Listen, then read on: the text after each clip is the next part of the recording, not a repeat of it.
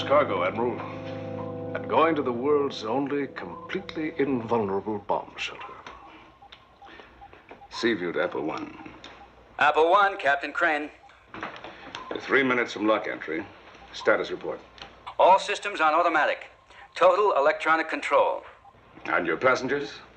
The President's enjoying himself. He asked me to give you and General Hobson a message. Reading.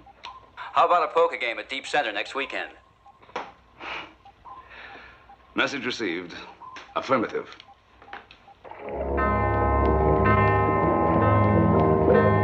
It's a milestone, Admiral. The President of the United States is absolutely safe down there. No nuclear attack can touch him. Well, let's hope we never have to prove that in anything but a test, General.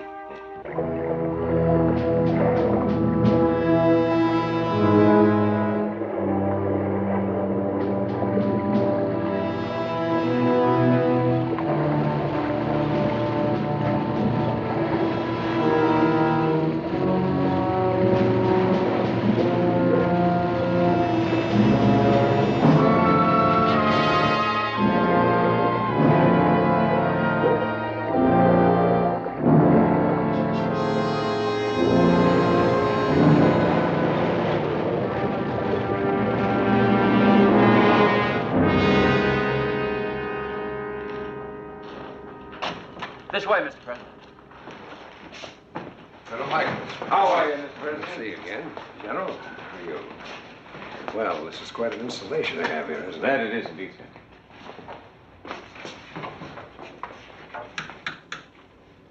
Deep Center to Seaview. Mr. Seaview, come in, Captain Crane. Full recording system operational. 1400 hours, 14 July, 1978.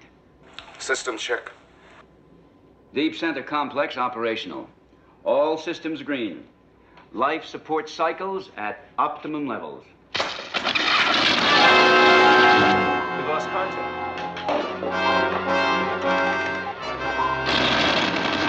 Fire detail on the double.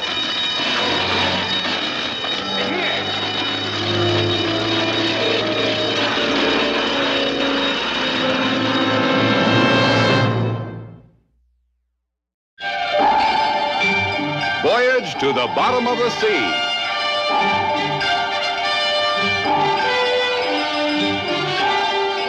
Starring Richard Basehart, David Hedison,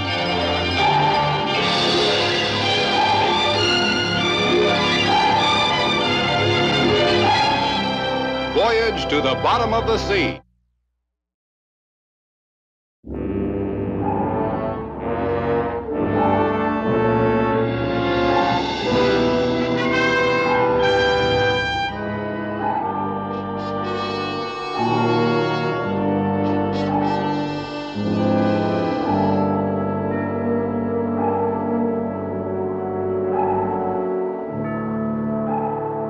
Seaview to Captain Crane. Seaview to Captain Crane. Come in, Lee. No use, they're cut off. Special cable deep center to the Pentagon. We could tap it and reach them that way. Chip. Sir. Set a course for this point to get there fast. Navigation, come to course 071, all ahead flank. Chief Sharkey, Right here, sir. ready a diving party. Have them stand by. Aye, sir. Kowalski, I want to trace the deep center cable. Sing out on the bottom shoals to 500 feet. Aye, sir.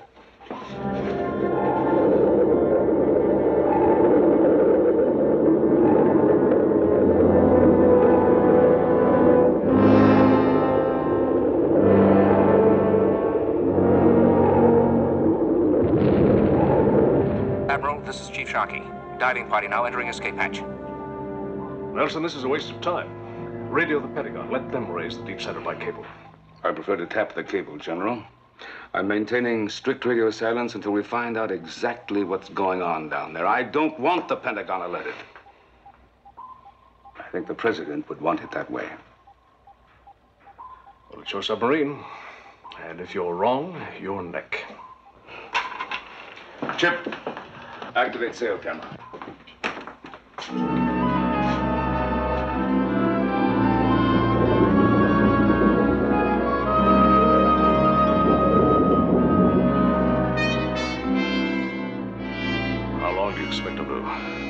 down there looking for the cable. We have it pinpointed on our instruments. They'll find it.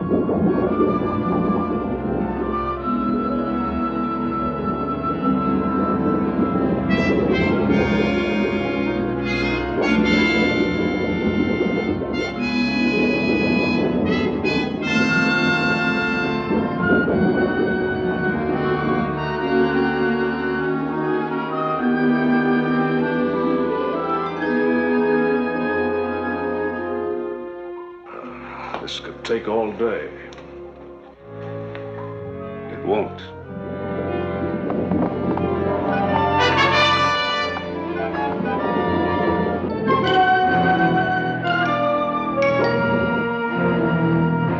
They found it.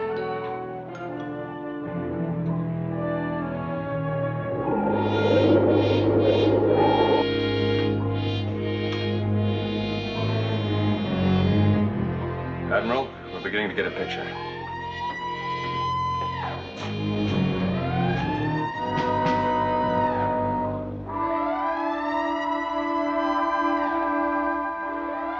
There's no one there. The reactor alarm. Something's wrong with the nuclear pile. Oh, that's impossible. I agree. I designed that shelter down there, General. Your company installed it. Together we installed every conceivable precaution. What went wrong? Lee, can you read me? Admiral, we've lost all communication. How did you get through? We patched into the marine cable. Now, what's going on down there? We've had a power failure. The manual controls on the reactor are locked. I can't budge them. Any idea of what caused it? Well, only one that makes sense. The electronic system's jammed. Not a malfunction, but jammed. Nothing moves. Sabotage. No, sir. At least not down here. It's some kind of, high-intensity radio beam. It's overriding all our safety devices. Where's the president? Just coming in, sir. Mr. President, General Hobson. Mr. President, Yes, General? this could be a hostile attack. A prelude to a missile launch. As the chiefs of staffs have already considered that possibility, General Michaels seemed particularly concerned. Consider launching our missiles, sir, before it's too late. Against whom, General? You know very well, sir. No, I do not know. And I don't intend to take any such action until I do know. If we wait, sir, our nation could be wiped out. I'm aware of your feelings and your opinions, General. But I have to make the decision. What's your plan, Admiral? We have equipment aboard Seaview to track this radio beam, sir. Then do it. Well, one more thing. There's to be no release of this news. No hint that I'm in any danger whatsoever. I understand, sir. What about the reactor, Lee? Well, there's no way of telling when it'll reach critical mass. Do you have any ideas? Only one. I'm afraid you won't like it. Go into the reactor itself and move the dampening rods by hand.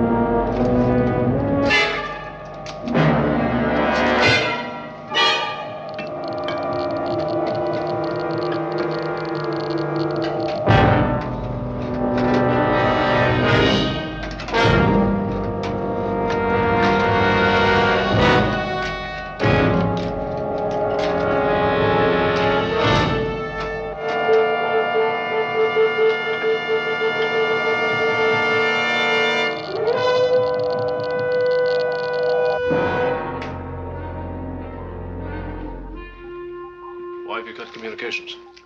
Conserving power. We'll resume when we have something to say. Sparks has picked up the high-intensity radio beam, sir. Coordinates? 32, 108, 24, 16. The beam has constantly changing frequencies. Sparks is trying to nail those down now. He's found 6 different wavelengths. 6.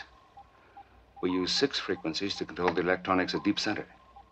Not the same one, surely. That could be. A combination of 6 identical frequencies? What are the odds that someone could stumble on a combination like that? Astronomical.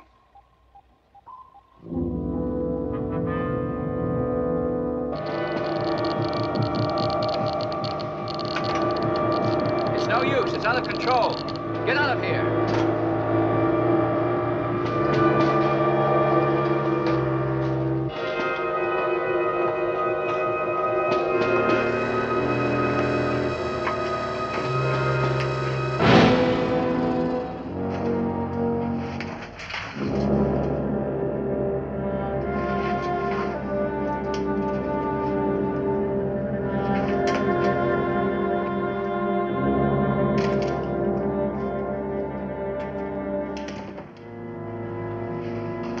Mr. President, you know every man here in Deep Center very well, don't you?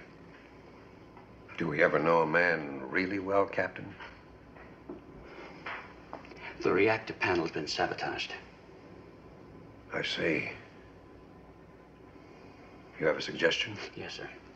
I'd like to keep one of my men with you at all times. Agreed. And I'd like to take one further precaution. Yes, Captain. Now, this room, any order for a nuclear retaliation would have to come from here. Yes, from me, from my voice, my face, and using the code sequence carried by the officer sitting outside this door. Very well, sir. Now, I'd like to issue orders declaring this room out of bounds to everyone but yourself. You're right, of course. Hard to believe that a man whom you trust and respect could be a traitor.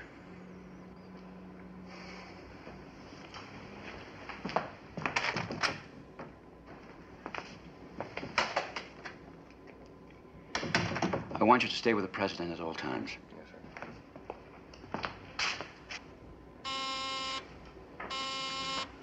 sir. Any luck with the reactor, Lee? Not so far. The dampening rods won't budge. I'll try to dump some of the fuel. Well, I don't think it'll work, but try. I'll try. Try anything. I will. There's been a change in the situation here. Yes, what is it? Sabotage. Someone's ripped up the reactor panel. You've taken the necessary steps? Oh, yes, of course, Admiral. The president's under guard. How's he taking it? He's right here, Mr. President. I'm well, Admiral. Mr. President, we're tracking a high-intensity radio beam that may be the answer to our problems. If this is true, then we definitely face a plot, not an accident. Yes, sir. And the sabotage in Deep Center confirms it. Is General Hobson with you? Yes, sir. General, you're this country's ranking military officer. As you well know, I never subscribed to your behavior as a peacetime officer. But as a leader in wartime, you are indispensable.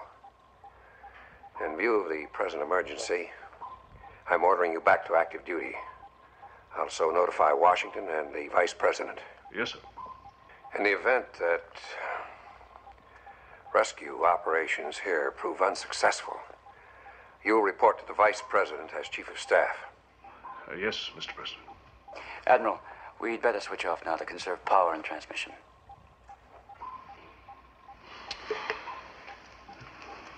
Congratulations, General.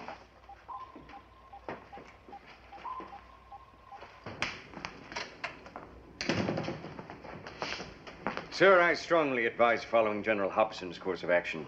Your advice is duly noted, General Michaels, but I must make my own decision. I mean no disrespect, sir, but I hope you won't let the past influence your judgment. You mean because I had the temerity to retire this country's only living five-star general?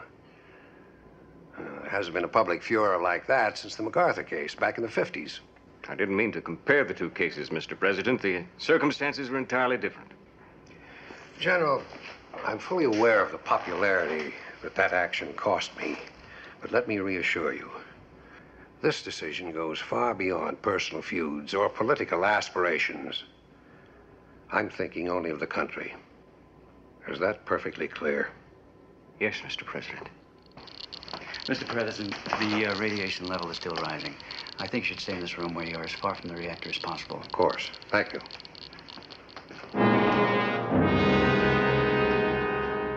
Now, here's the latest direction finder report, sir. Mm-hmm. Yes. If you don't mind, Admiral, I'd like to be kept fully informed. Of course. There, General. All of our figures show this area to be the source of the radio beam. On the mainland? Yes, the beam comes from American soil, not from a ship, not from a sub. So the evidence is against any hostile action, against an act of war. That's a dangerous assumption, sir. And a short-sighted one. I don't agree. You underestimate the intelligence of the enemy. The enemy, General? I wasn't aware that we were at war. Then you're even more naive than I thought. Are you saying that an enemy has established a base in the continental United States and is trying to kill the president? Exactly. I'm sorry, General. I agree with the president. So far, we have no basis for retaliation against anyone. If I had the power to make the decision, I'd order an all-out nuclear attack right now. Thank heaven you don't have that power, General. You'll see. When the president and chiefs of staff are dead, you'll see and understand.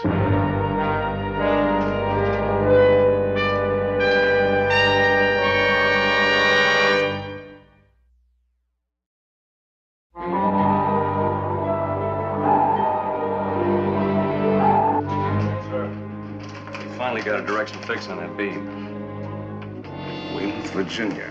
I know the place. That's where Weymouth College is. We used to play them in football. I know it, too. It's a small town. Nothing much there but the college. Doesn't make sense, does it, Chip? You mean being able to set up an operation in this kind of small place like Weymouth? Exactly. In a small town like that, everybody knows everybody else. They see what's going on. Whoever did this could have planned it a long time, made himself a part of the town, made many visits.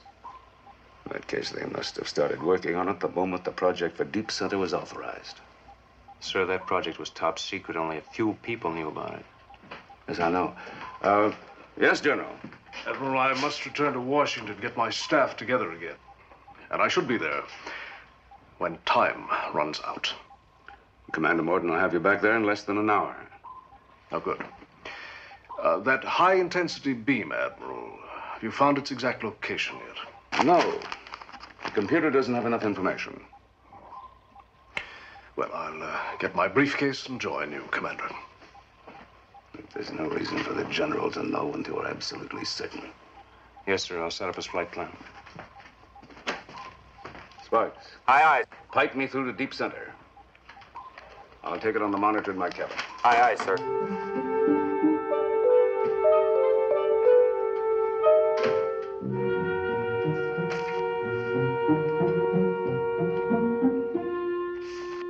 Deep Center. Yes, Admiral. Lee, I'd like to talk to you and the president alone. Resume your post now. We're alone. Go ahead. We've traced the source of that beam. How soon can you reach it? We'll be off the Virginia coast in 2 hours. Virginia? You mean this beam doesn't come from a submarine or a ship? No, sir, it does not. For the time being, I'd like to keep secret the fact that we know the approximate location of the transmitter. Just you, Captain Crane, and myself. You're saying that General Hobson doesn't know? That's right. I think that a small force would have a better chance to silence it in time. All right, Admiral. I accept your judgment. Thank you, sir.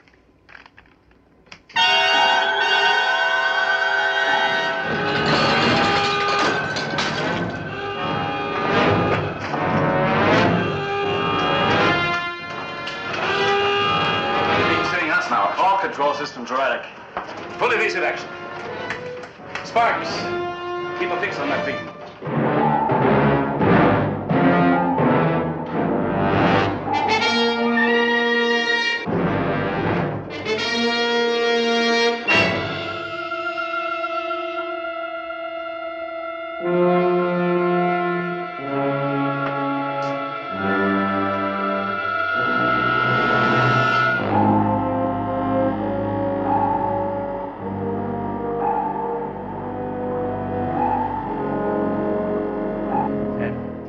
General Hobson from the Pentagon on a scramble.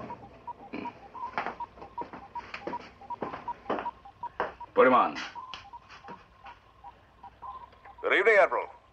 As you can see, your flying sub delivered me safely. Have you pinpointed that transmitter yet? We have a fix on a coastal site. What are the coordinates? For your information, General, Seaview was hit by the same high-intensity beam. What's your situation now? We've taken evasive action. We're all right. Splendid. Your target, what area? I'm sorry, sir, but that information is classified by executive order. Of course, if you want to contact the President... No need. Our own tracking station has picked it up. It's in the vicinity of Weymouth, Virginia. That's where you're heading, isn't it? I repeat, sir, that information is classified. Very well. I'm heading for Weymouth myself. Meet me at Dolan Air Force Base when you come ashore. General, I think it's best if you stay... Deep Center was top secret from the very beginning. Only the designer and the builder knew the frequency of those wave transmissions. Follow me, Chip. We're going to change our plans.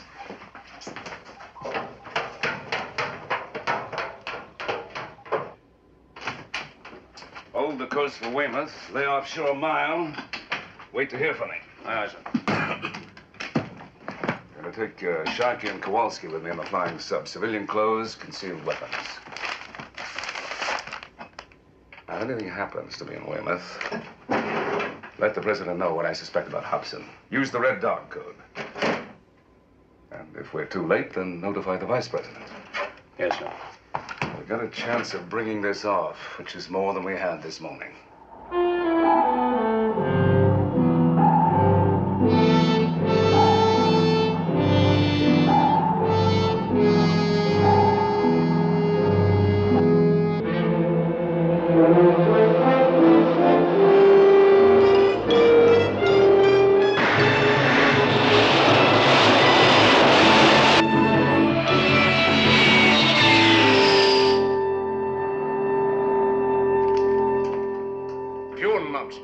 This is no time for spy hocus pocus. I'll order in a battalion of men. We'll surround the town and go through it house by house. We're fighting the clock. We need surprise and all the luck we can put together. I want troops in here. There's no time for argument. If you want to, we'll radio the President and have him decide. All right, I'll accept your advice. For the time being. Did you bring civilian clothes with you? Make it quick, General. Operational? Yes, sir. What frequency? Seaview.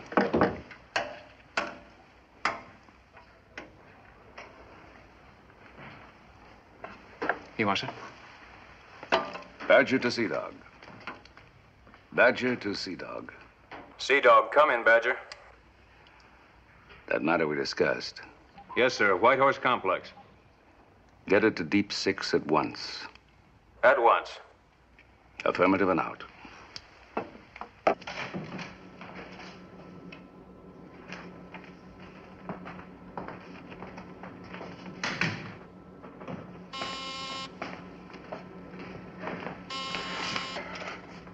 Deep Center. This is Seaview. I have a message for the President. This is the President. Go ahead. The message is from Admiral Nelson. Consider the possibility of treason. Not hostile action. Consider the emergence of the man on horseback. Admiral Nelson said that? There's more, sir. He wants you to know he has a suspicion. A man who wants a preventative war against the enemy, who believes that the only way to save his country might just go this far. That's the end of the message. Did he mention a name? He said you'd know the man. Thank you. Thanks, Chip. Out.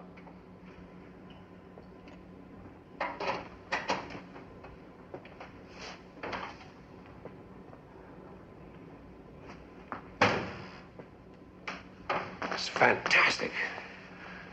The thought never entered my mind. But the Admiral must have evidence, sir. But General Hobson. Yes, I know. I've always admired him. If it is an internal plot, we can expect a nuclear holocaust in a matter of moments. But there's still a chance of the Admiral finding that transmitter. A slim one. If Hobson's behind this, he'll do everything possible to stop him. Well, there's still a chance it could be an enemy action. Well, that's hardly a comfort. If it is, we could expect an all-out missile attack any minute. Perhaps in seconds. Come in here, please. Get that code out. I may need it in a minute. Mr. President, just give the Admiral another few minutes. This is the hardest decision any man ever faced. If Nelson's right, if we are dealing with internal treason, then I must make no move. I must do nothing but wait. On the other hand, if he's wrong...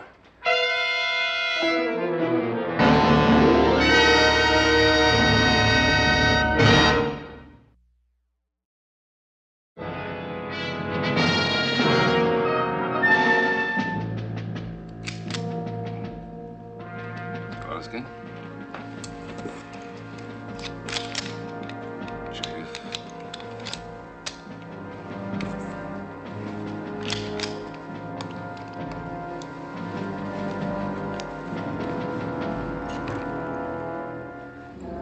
Chief. Sir? This is a special signaling device. Reads my heartbeat. Sends out a continuous signal as long as I'm alive. Yeah. You take this. A watch.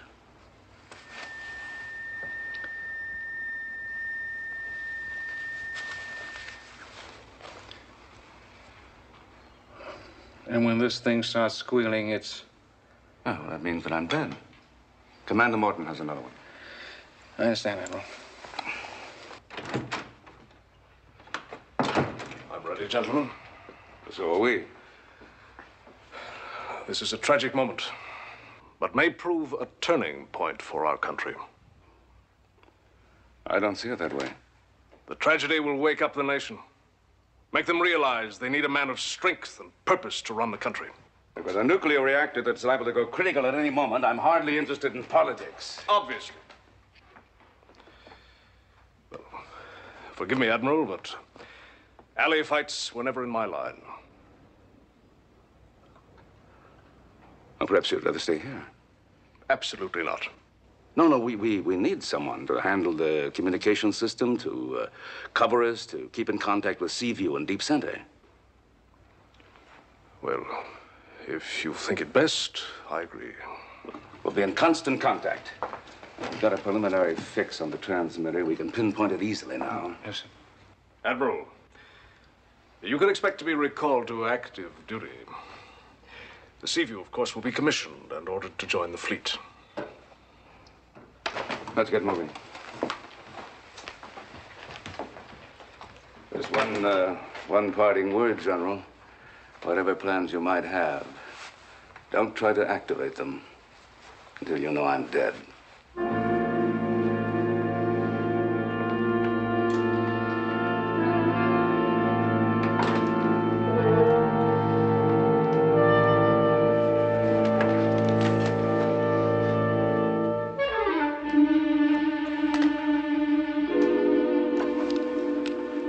Number 1 to Dagger.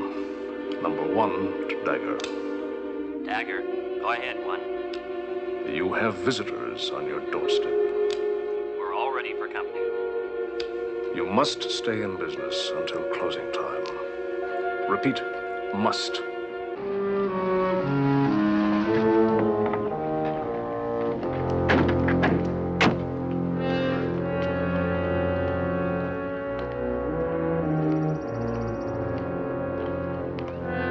We'll handle the situation. Report your disposal of the 3 unwelcome visitors as soon as you accomplish it. Now we know what men won't do for power.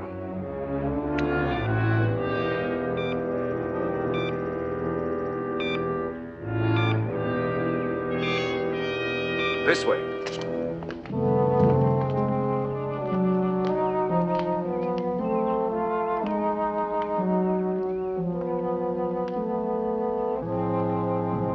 The college administration building. The beam comes from there, probably that loft at the top.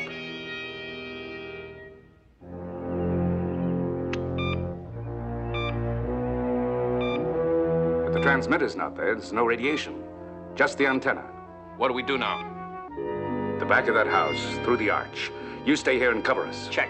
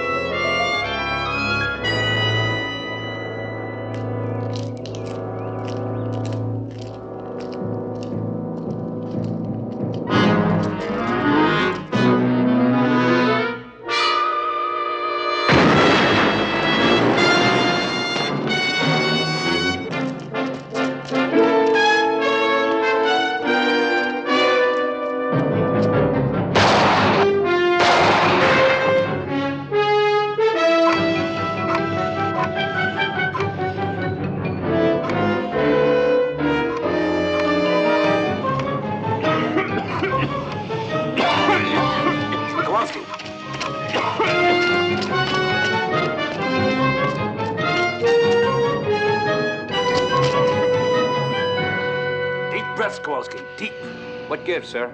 Take the car and go back to the hotel. Right. Stop Hobson. Don't let him get to Washington. You mean you want me to get tough with a 5-star general, sir? Get as tough as you want. He's a traitor. Use your own judgment. Yes, sir. I always wanted to push around a 5-star general. Come on, Kowalski. Come on.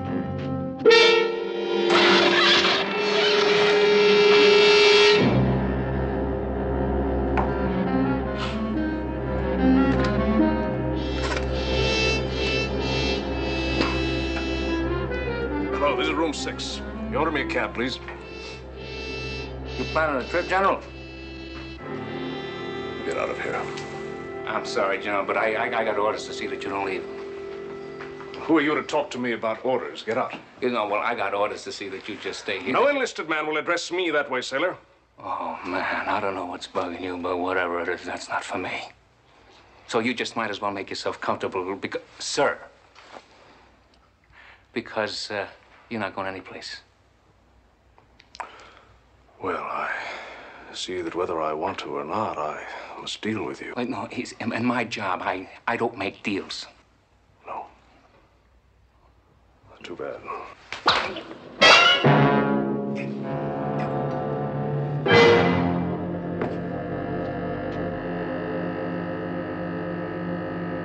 There has to be some radiation leakage from the transmitter. Get a fix on it. Yes, sir.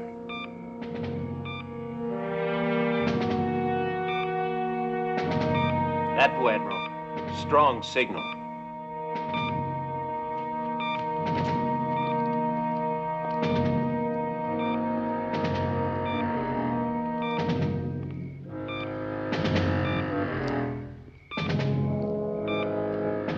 You got something?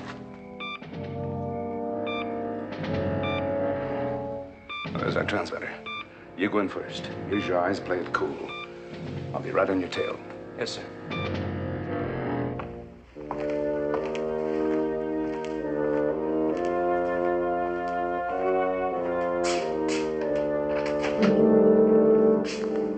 Good evening. Good evening. I don't believe I've seen you before. You must be one of the summer students. Well, I guess you could say that. Yes, ma'am. I see.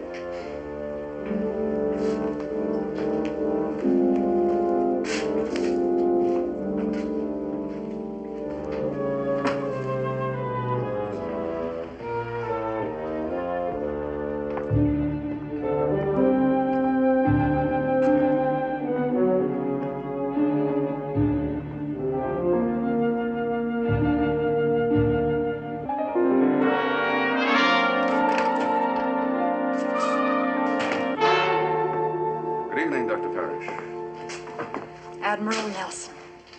Kowalski, this is Lydia Parrish, a brilliant young physicist. She did marvelous work in the construction of Deep Center. Kind of you to remember. But you always were kind. Well, I don't feel very kindly at the moment, Lydia. You've got some large explaining to do. A Mexican standoff, eh, Admiral? So it would appear. I suggest you both take your pistols and put them over there on the counter. Well, I suggest that you put that, whatever it is, back in the drawer. Time is on my side. I can sit here as long as you wish. How did you get mixed up in this? I thought you'd have more brains. You always were a flatterer. You turned my head, you know. Listen, there's still time. Turn off that locking radio beam. The men in Deep Center don't deserve to die. One of them does. I warn you, if there's no other way of stopping you, I won't hesitate to kill you. Nor I you.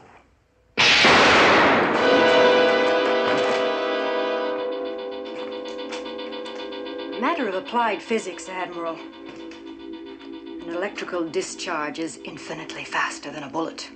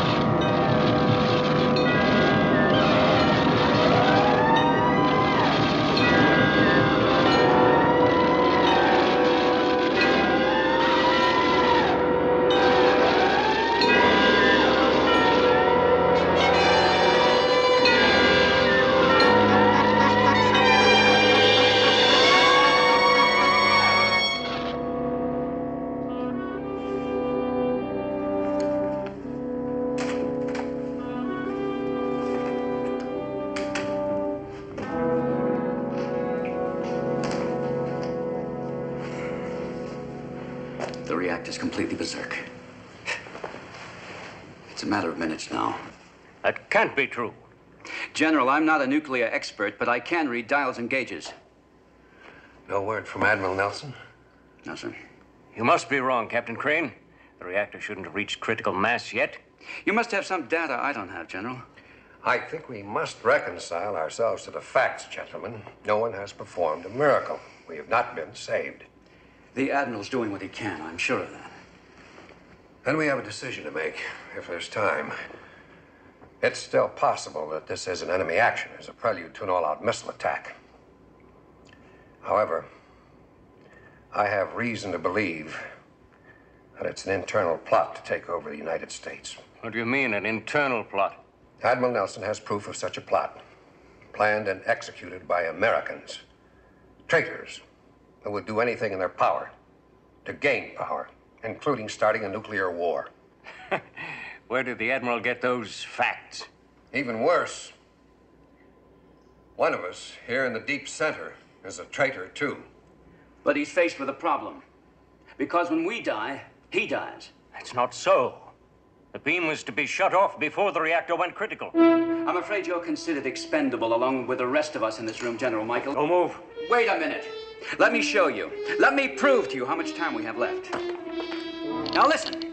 Now you tell me how much time we have left, General. You tell me!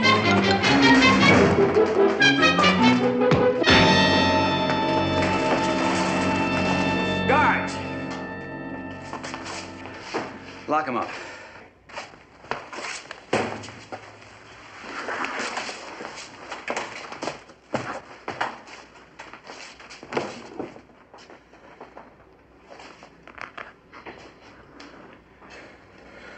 Those of you who wish to may remain here with me until we hear from Admiral Nelson.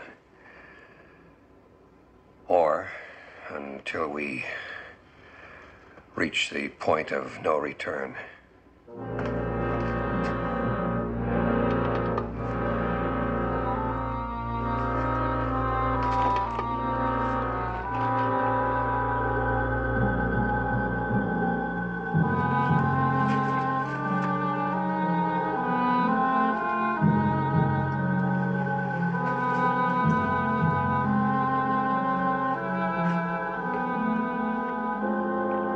The effects of the weapon I just used will wear off in a few hours. The pain will subside more rapidly.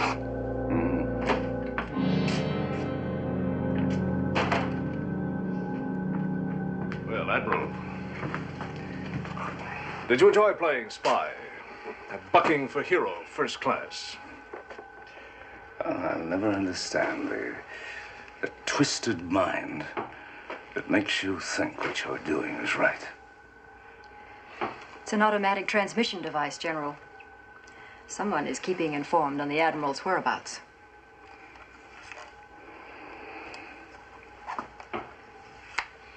There. You vanished completely. It's gone. Location signal from the Admiral stopped. Ready the mini-sub, I'm going ashore. At least this hasn't sent out a signal. He's still alive.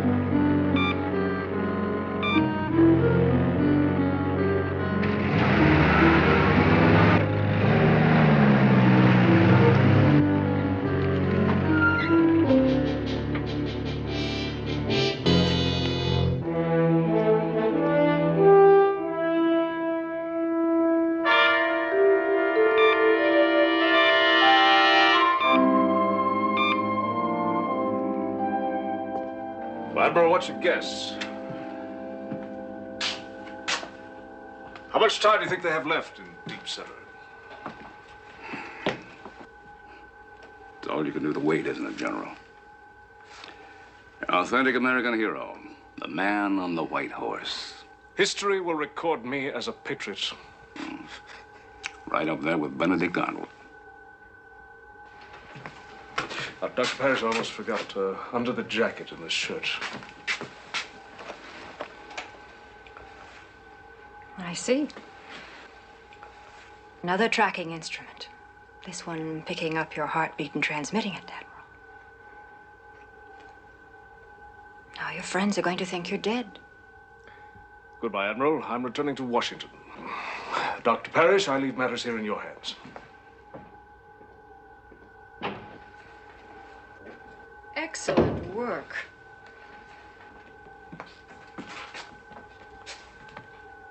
Relax, Admiral. You did all you could. This miniaturized transmitter really interests me. I may be able to adapt it for our use.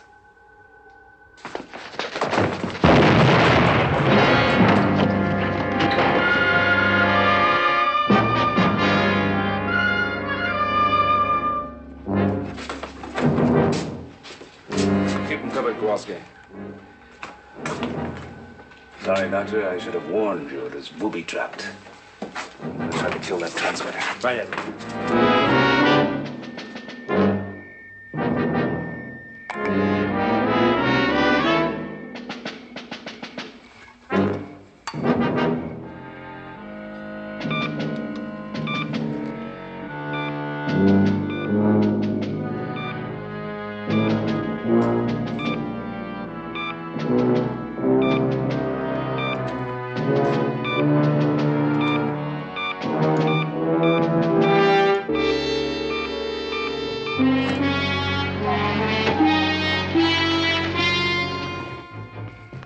Sir, what happened to you? I got a medal from a five-star general. Where's the admiral? The admiral's dead. What? The men who killed him are in there.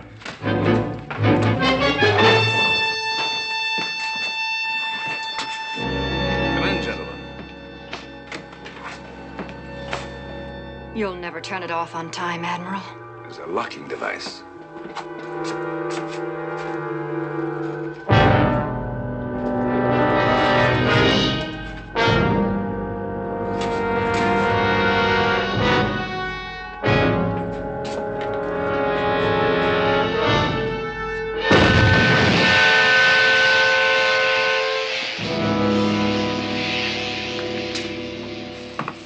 This is finished.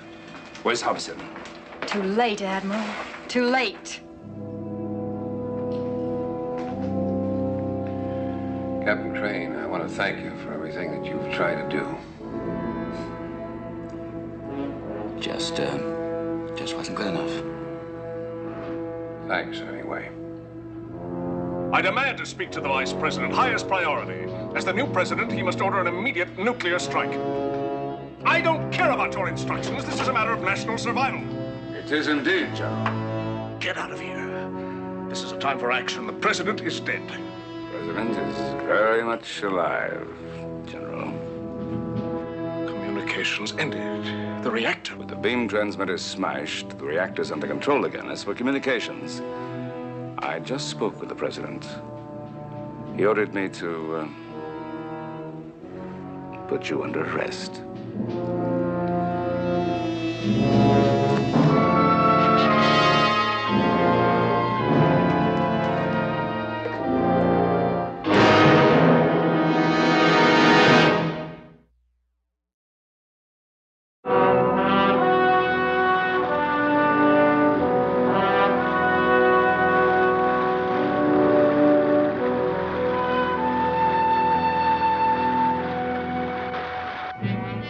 Thanks to the president.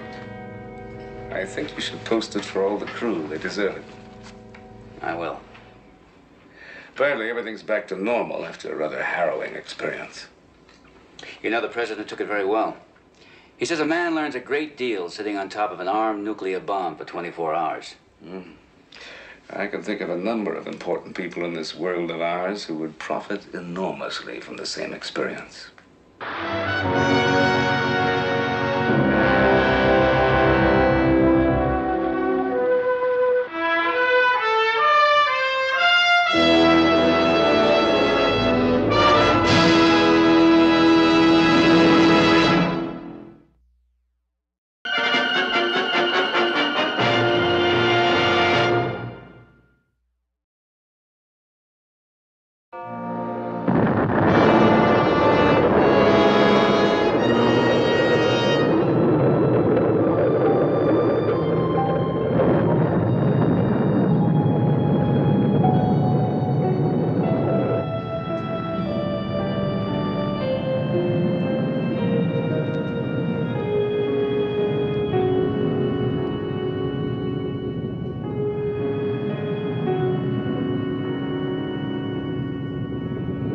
Look at that pressure.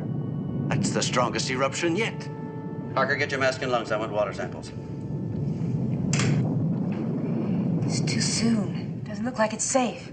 Oh, nonsense. These eruptions rarely last more than a minute or two. It's vital we get the samples immediately. You'll never make a scientist, Kara. You're too cautious. I know. Can't help being a woman. Well, I am grateful for small favors. Oh, good. We're all set. Would you help me out with the escape hatch, please?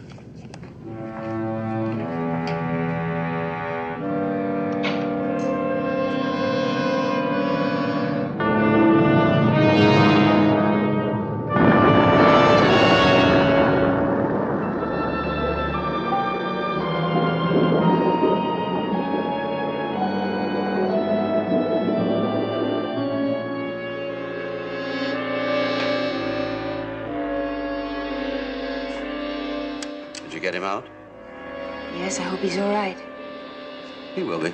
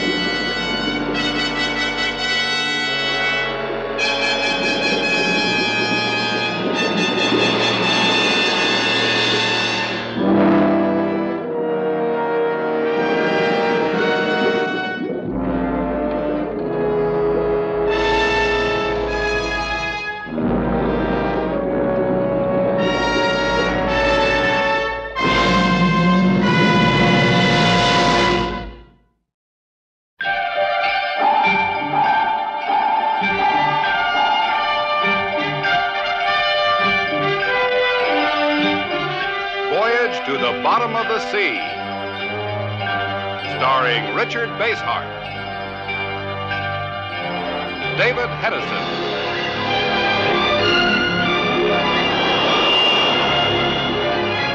Voyage to the Bottom of the Sea.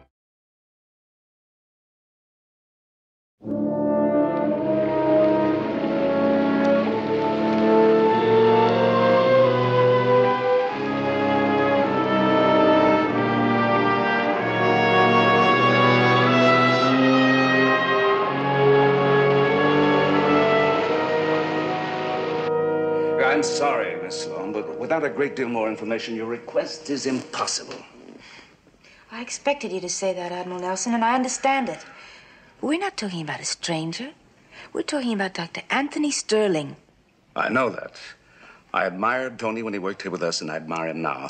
But do you have any idea of the number of requests we have every day for the facilities of Seaview?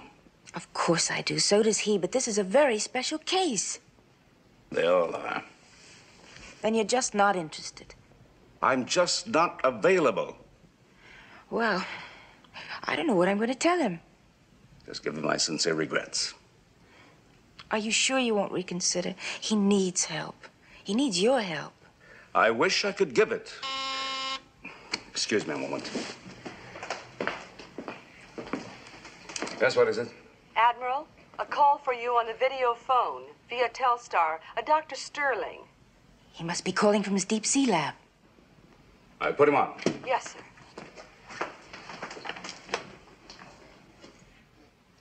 Admiral, how are you? Fine. You look well, Tony. Well, sometimes appearances are deceiving. Is something wrong? Ask him. Admiral, was that Kara? Is she with you? She's right here. She's just given me a fine sales pitch. Then you are coming here. I can't. I just explained to Miss Sloan. But you've got to. I'm onto the most exciting discovery of the decade.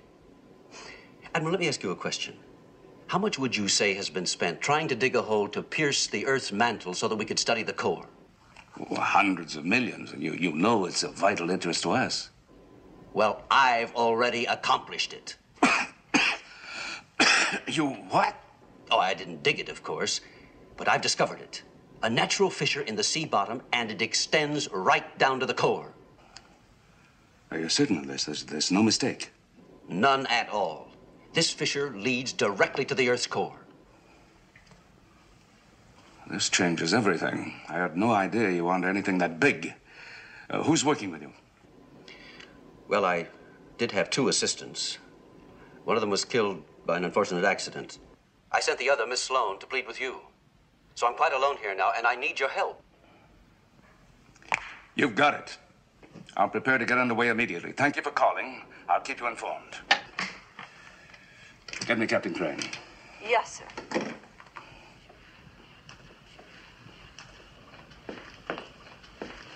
Why, Admiral, what happened to all those important previous commitments? Lee, alert all officers. I want to see you prepared for immediate sailing.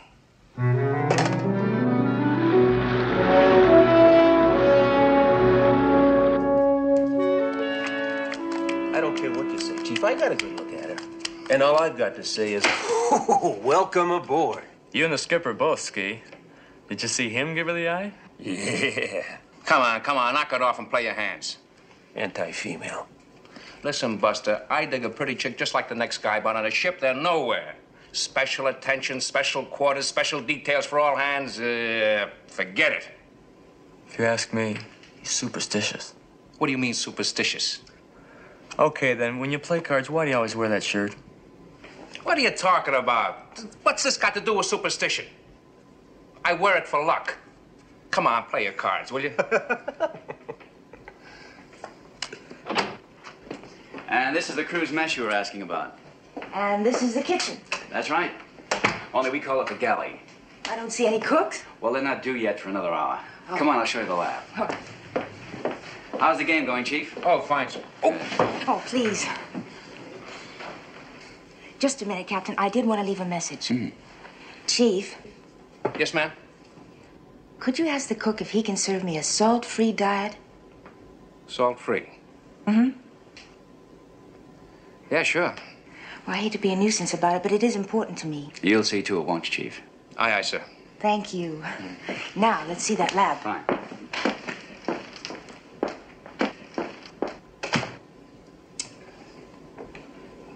See what I mean? Salt-free.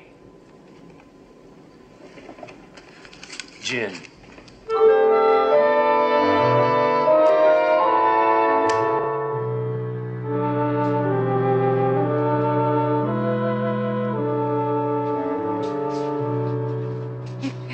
Captain, I'm impressed.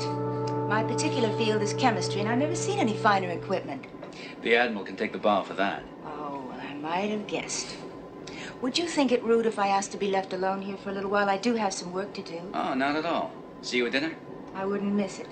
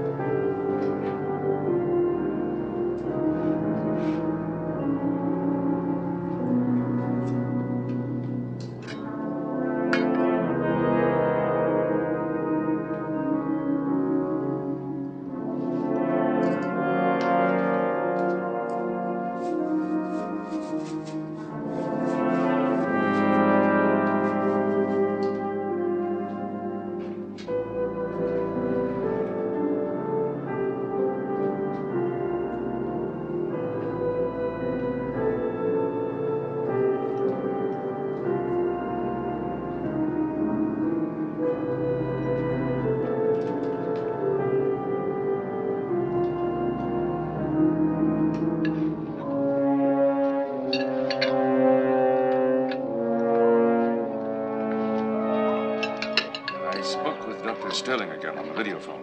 Is he all right? He seemed well, particularly when I told him we were proceeding to his lab submerged at top speed. How quickly can we get there? And with luck, Thursday morning.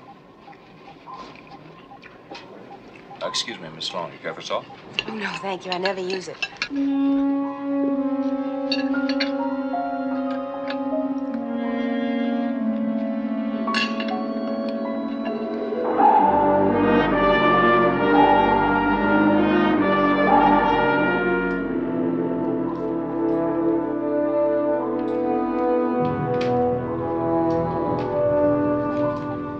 What's our position, Chip?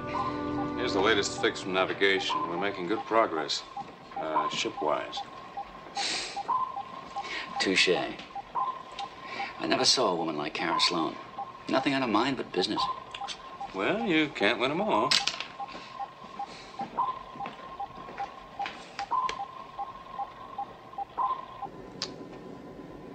So far, Miss Sloan, all I know is that Dr. Sterling really believes he's tapped the Earth's core.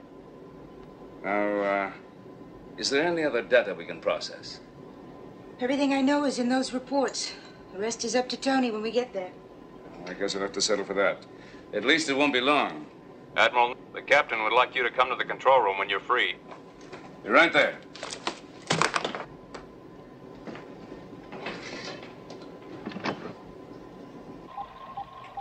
No, sir. I was standing by the window.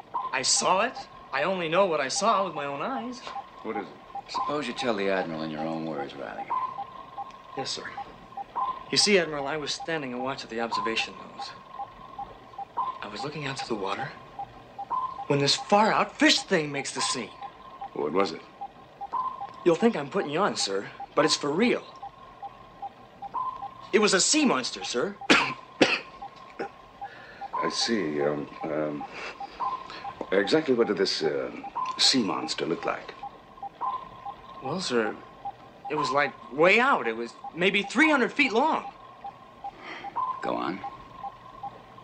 A long, thin body, like a snake. And a head. This is the part that'll bug you. With a head like a dragon and big, sharp teeth. Anything from sonar, radar? Negative. A.R. Riley, you couldn't have seen anything, could you? Yes, sir. Only Go on. Only I did, sir. As clear as I see you now. Well, that's all they'll say. We gave him a sobriety test. He's okay. And obviously he believes what he said. Don't you, Riley? Yes, sir. I think we'll just send you along to sick bay and have the doc look him over. Captain, unidentified contact. Dead ahead. What do you read? Extremely large object. It's closing fast. All stop. All stop.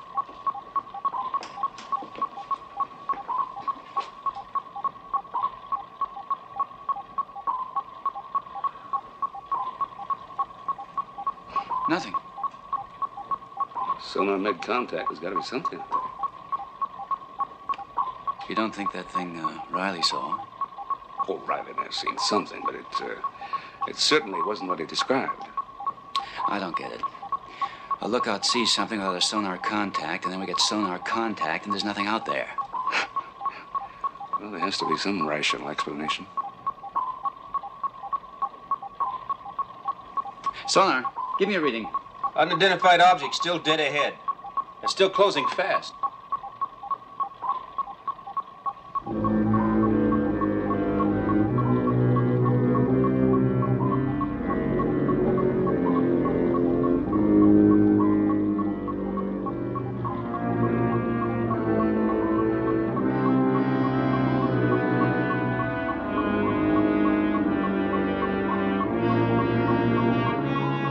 All back full.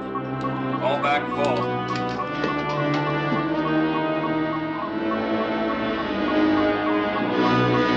Sound jet reported.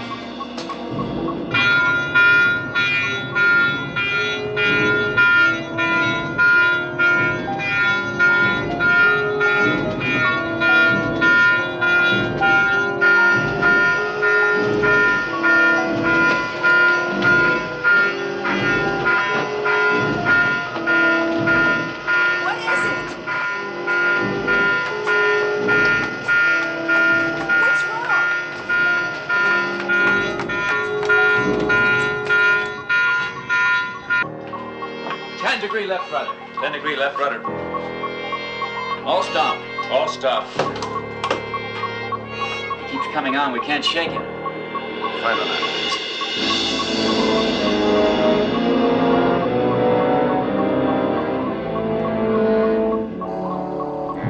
Prepare forward torpedo tubes for firing. Prepare forward torpedo tubes for firing. Forward torpedoes ready, sir.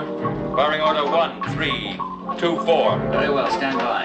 Lee, what is it? You shouldn't be up here. Go back to your quarters. I can't. I want to know what's going on, please. All right. Stand back.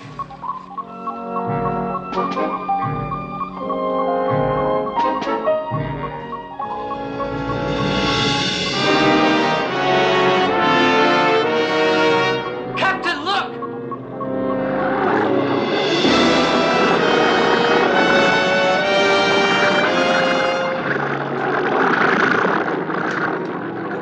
Engine room. Full emergency power. All back flank.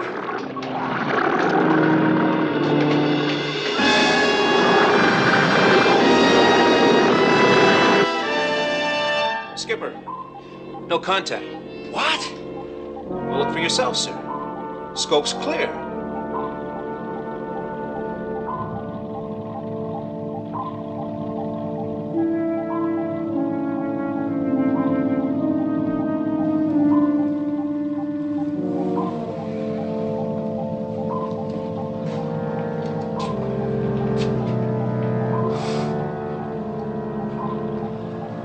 That's impossible.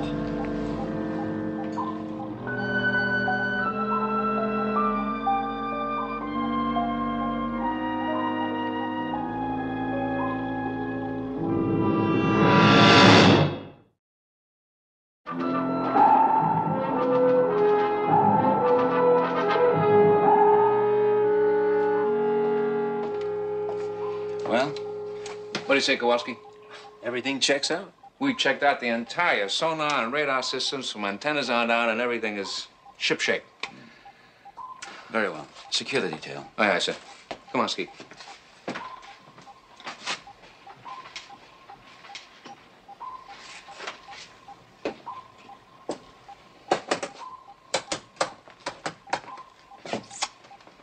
Nothing? Nothing. Every instrument works perfectly. Maybe we need a mass eye examination. You may have a point there, Chip.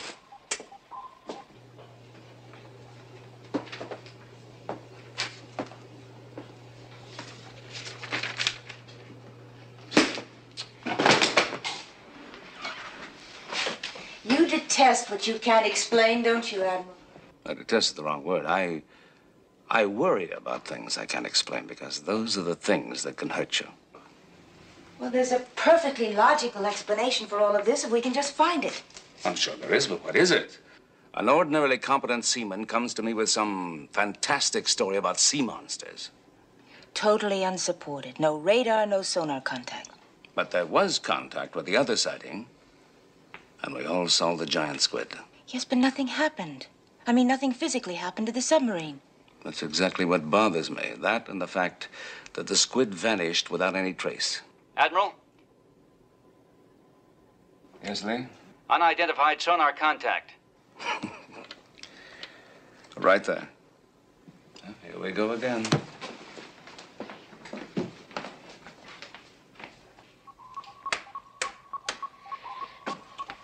Now, I wanted you to see this for yourself. Am I blind, or is that a positive contact? That is a positive contact. But there's nothing out there. I took a look out the nose, nothing. I activated both the nose and the sail camera, still nothing. But look at that reading. I can't make out any of it. Let's have another look at the sail camera. Activate sail camera.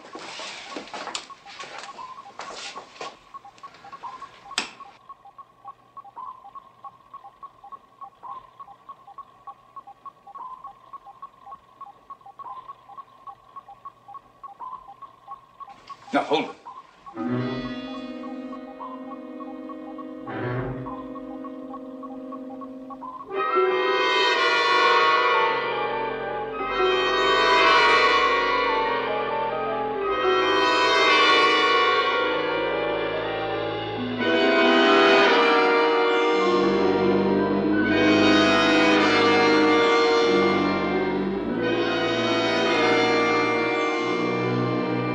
Captain, it's gone. It's there. Look at the monitor. No contact. But there's something wrong with sonar, obviously. It's just been checked out. It's working perfectly.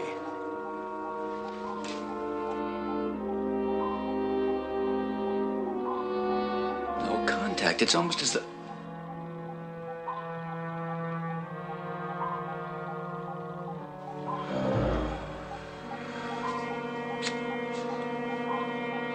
Secure sail camera.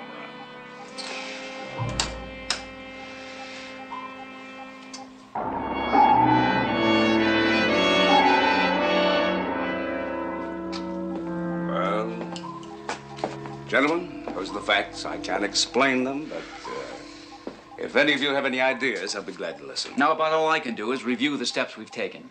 Now, first of all, we've checked and rechecked all detection gear. There are no malfunctions. Chip, we've doubled the watch on sonar and radar and cut our forward speed to 2/3. I've also ordered round-the-clock lookouts posted in the nose. But beyond that, well, frankly, I don't know what else we can do. Neither do I. Thank you.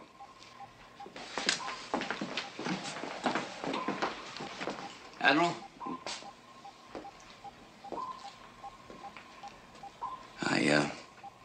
I have the feeling you're holding back on us. Oh, not really, Lee. I have a theory, but it's a little wild to talk about just yet. Let's wait a while.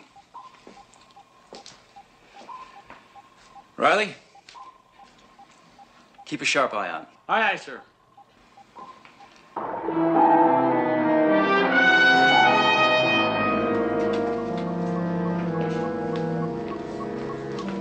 What's the trouble?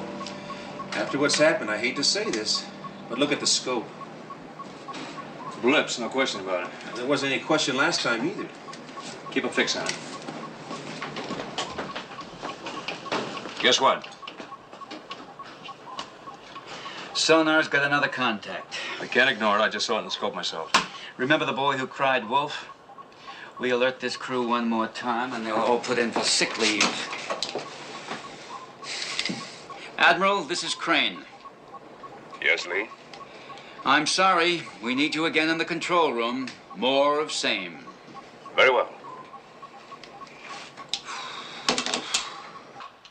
Skipper, this is the bow lookout. We've spotted something. Bearing 010.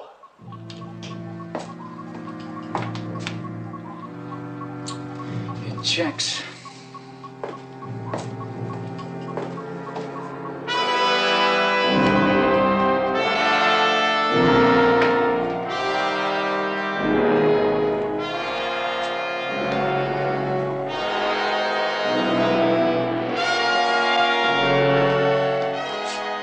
There, isn't it?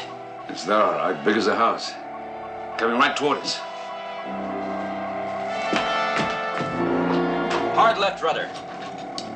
Flank speed.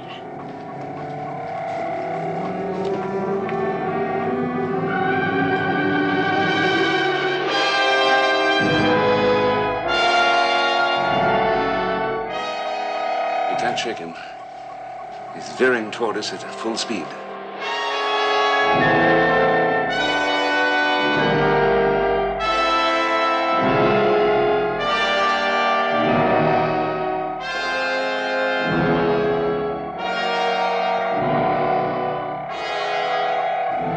He's gonna hit. Get back.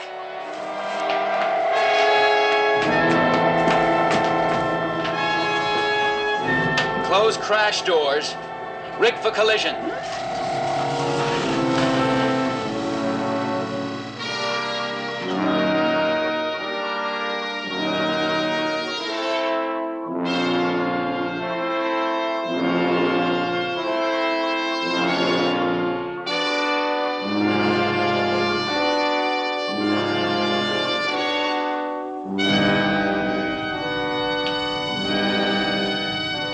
Sonar. All clear. There's nothing out there. That does it. We're raving mad. You know, Lee, you may be right.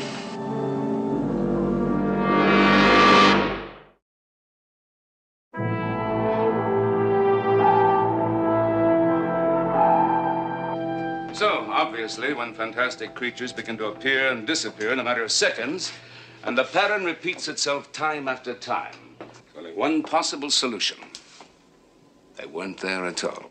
But what about our sonar contacts? Machines don't have vivid imaginations. Yes, but men do, and we have to interpret what the machines tell us. In short, we're all victims of mass hallucinations. Oh, that's hard to buy. You find it easier to buy what we've just seen? No, of course not. Admiral, I've been listening to all this very carefully, and I think you're 100% right. You'll notice as we approach the area of the undersea lab, the hallucinations grow stronger and more frequent. You imply a connection. Yes, I do. I suggest you contact Dr. Sterling. He'll verify my theory.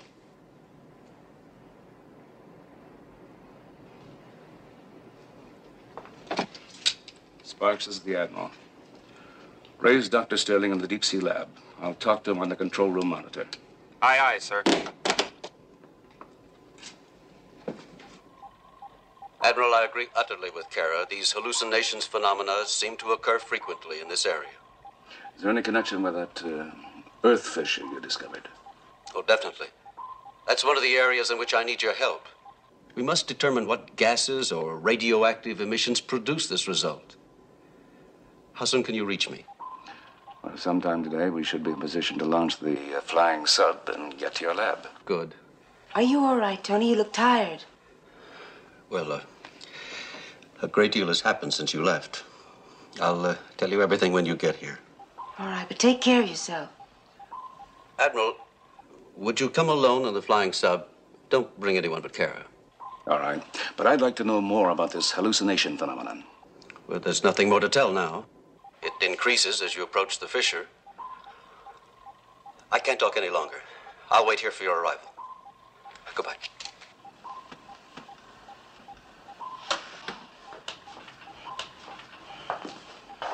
I'm worried about him. He doesn't look well. All right, you'll be with him in a little while. Hallucinations? Oh. Now, you mean to say that we've all been seeing things? That's a scam, Chief. Right, Riley? Right. I got the scuttlebutt straight from sickbay. I don't care if he got it straight from the Admiral. Seeing things, man, I haven't made that scene in my whole life. Oh, no? What about the time right after that 3-day binge in San Diego? Oh, that was different. Nice work. Nice work. Oh, Stu, get the captain a cup of coffee.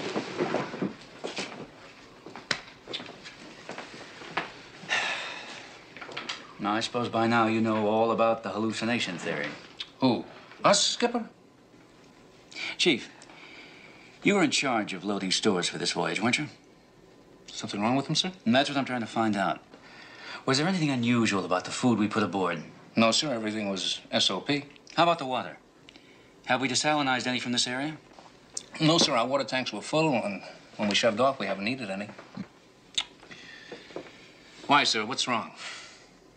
The theory is that the hallucinations are caused by some kind of gas or radiation from these particular waters. I don't buy that. This sub has, what do they call that? A self-contained... Self-contained environment. Right, sir. We could be floating in pure gin and it wouldn't affect us in here. Now, that's exactly why I had to question you about the stores, Chief. The only way we could be affected by a hallucinogen, and that is by a drug which makes us see things, would be right here aboard this ship. Well, it's nothing we brought aboard, sir.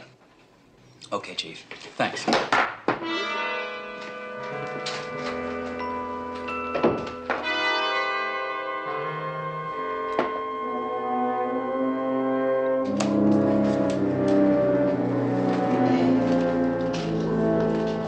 Flying subs all checked out, so ready to launch whenever you are. Thanks, Chip. Here, put this on. Is this necessary? It has a built-in life jacket. If we're forced down in the flying sub, it'll keep you afloat until we can be picked up. Here's a chart marking the position of Dr. Sterling's deep sea lab. Fine.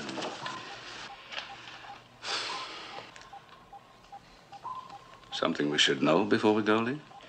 Well, I have to make this report. More sonar blips. More blips. What is it this time? Well, as a matter of fact, sonar has hundreds of contacts. Large moving objects on all sides. More hallucinations. I'm afraid so. Any visual contact? No. Not that it matters if we can't believe our eyes. It's a curious situation when you can't trust your own senses. Maybe it's just as well you can't. Take a look out there. You're not going to launch the flying sub in that, are you? What does it matter what we see out there as long as it's a product of our own imaginations? Lady has a point, Lee. You see, all my training has been to react to what I see. It isn't easy to ignore. But you've already seen things just as fantastic as what's out there. You even thought you were under attack and nothing happened. So, are we just going to wait around because you refuse to admit that there's really nothing out there? We'll launch the sub. Admiral, I know they aren't there, but they're starting to move away.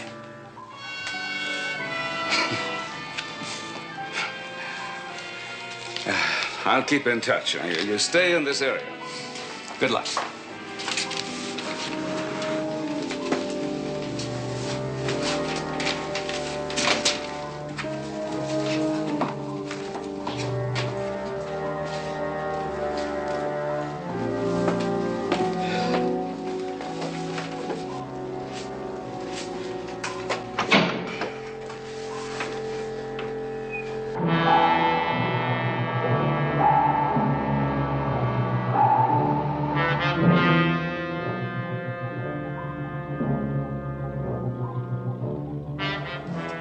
Checklist complete.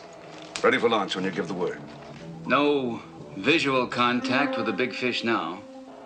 Pattern seems to be the same as all the other illusions. They seem to be all around us 1 minute, and the next, there's no sign of them. It's not quite the same this time. Sonar still reports multiple contacts at a slightly greater range. Do you want to proceed with the launch? When you're dealing with hallucinations, you can hardly expect to find logic. No further visual contact. Negative. Proceed with the launch. Stand by to launch. Launch.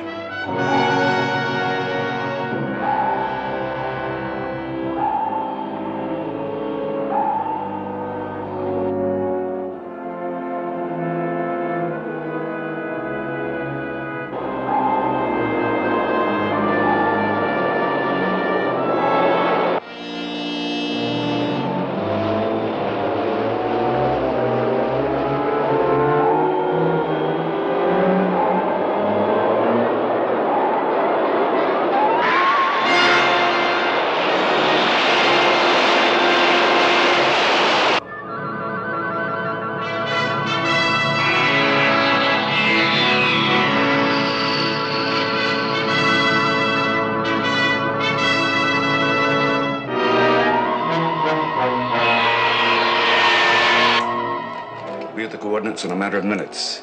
Then we'll submerge and board the deep sea lab.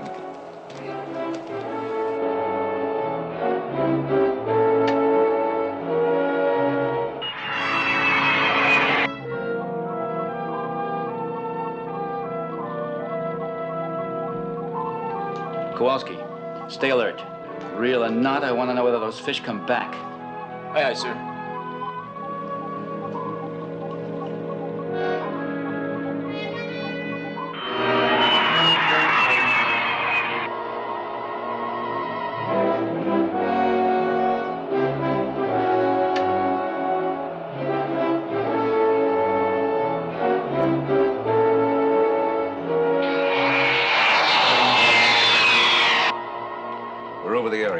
I'll notify Tony.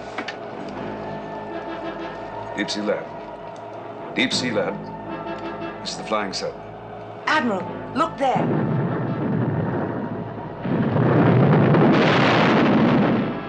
That's where the fissure is that Tony discovered. It erupts that way every so often, just like Old Faithful. Hang on.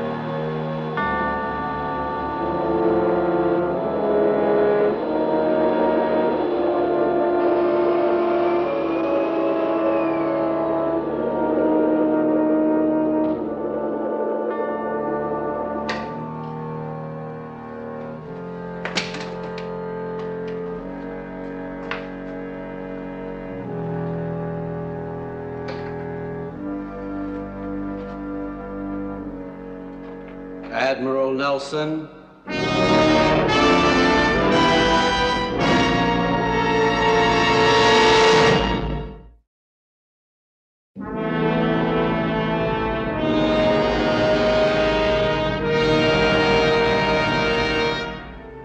Tell me, this is hallucination.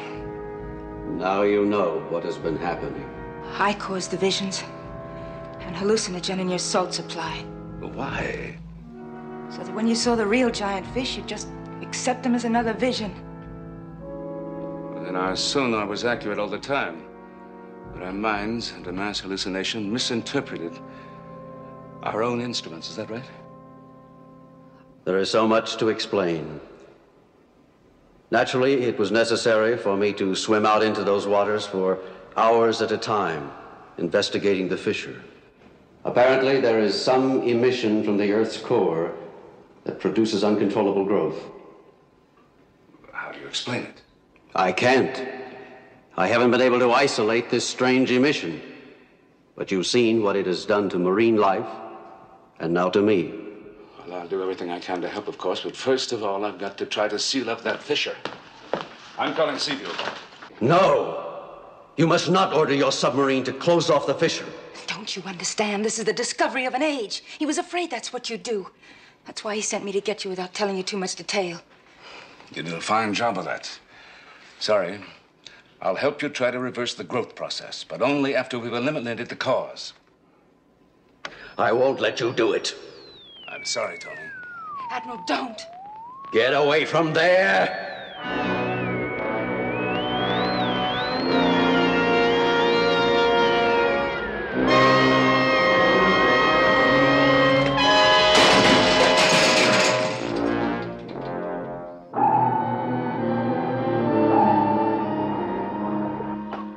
Skipper? They're all around us, sir. Everywhere. Nothing but contacts. Can't we get out of here? I think we'd better. All ahead 1/3. All I had 1/3. We've got solid contacts directly off our bow.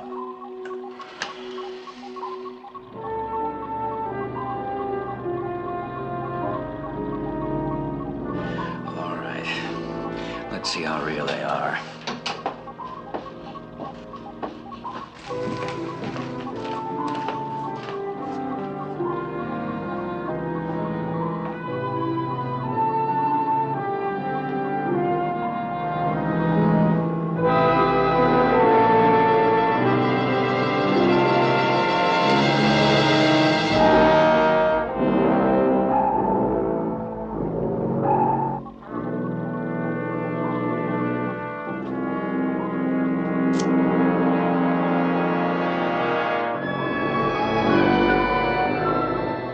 Rig for collision.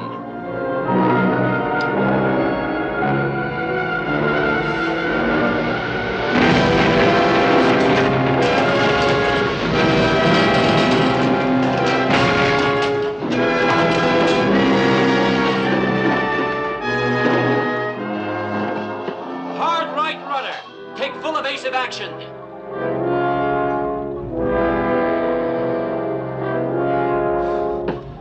Those things out there are for real.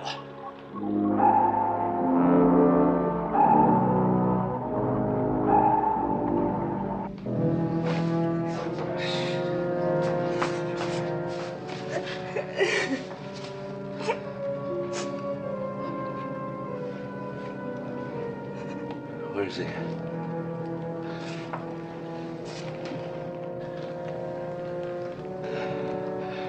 Where is he?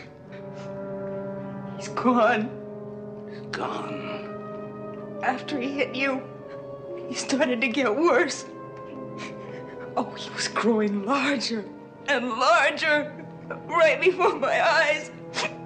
It was a horrible thing to see.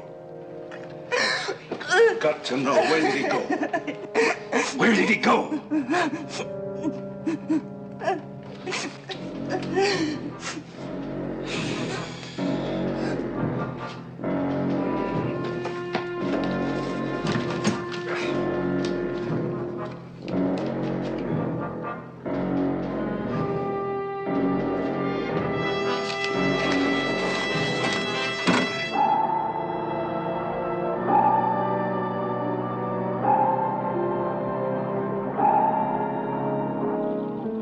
keep trying.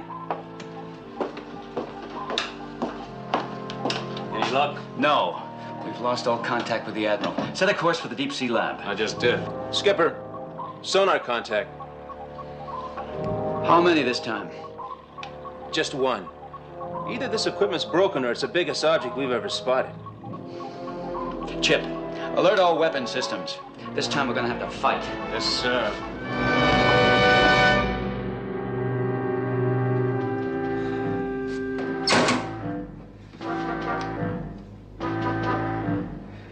It's no use. Let's get out of here. Oh, come on.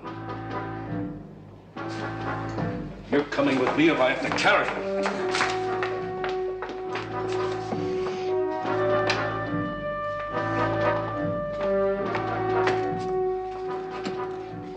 Press these up to me.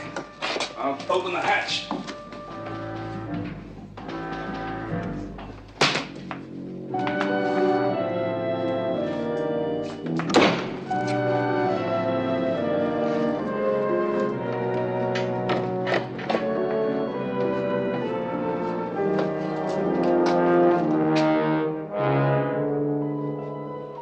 Kara?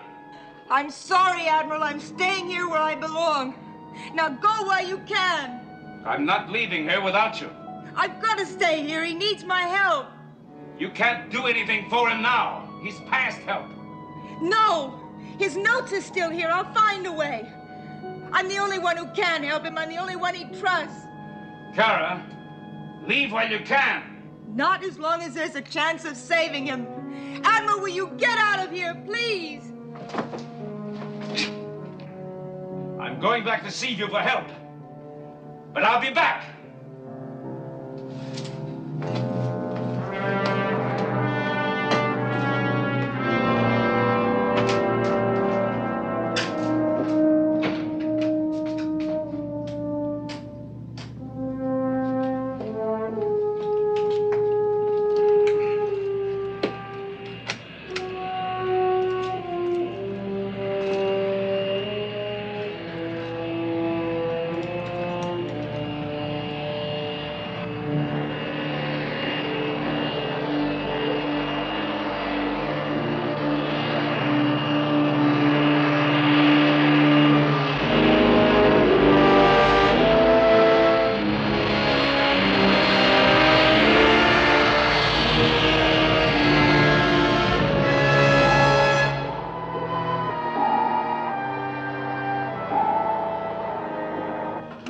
All stop. All stop. All weapon systems ready for firing. Chip, take a look. Nothing could be that big.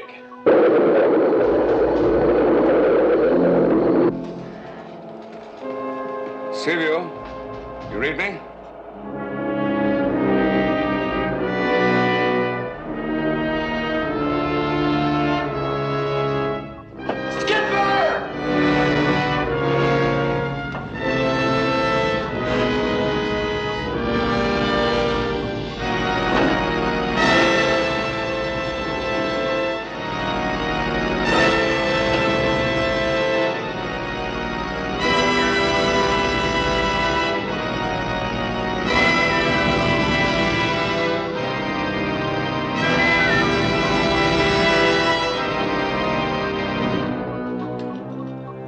Forward torpedo room.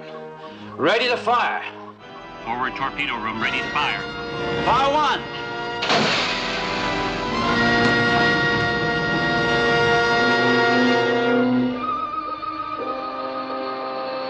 Seaview, this is Nelson. Come in.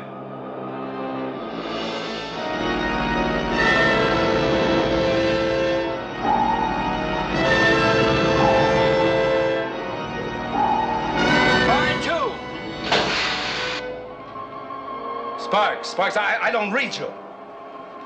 If you hear me, pipe this to the ship.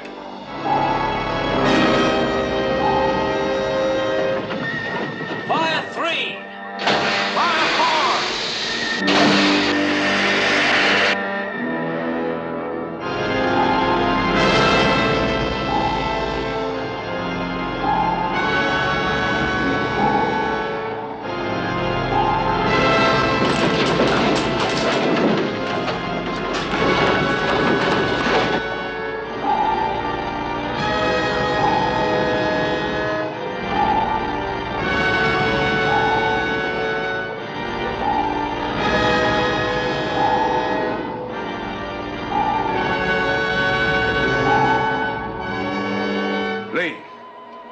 Bring the reactors up, give them a full charge.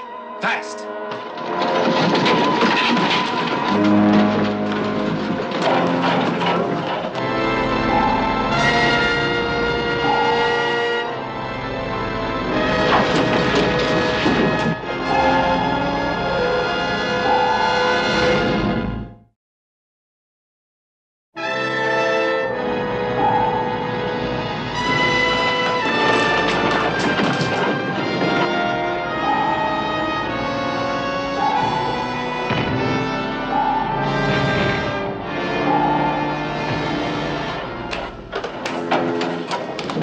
Reactors up full! Send a charge through the hull!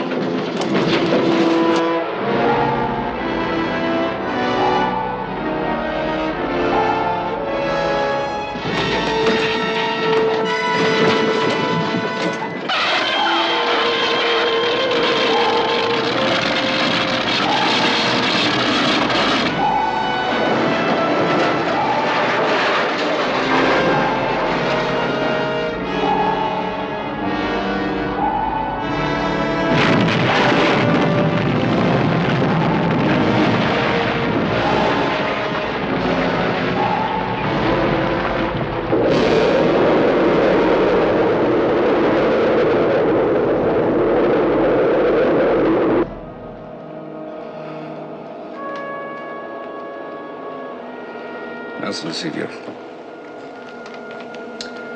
You're in the clear. Stand by to pick me up. I'm coming back aboard.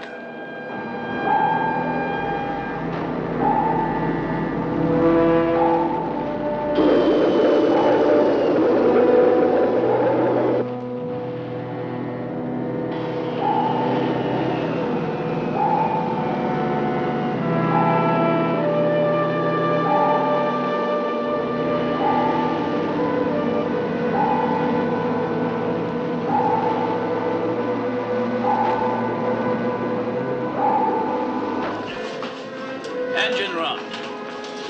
All ahead flank.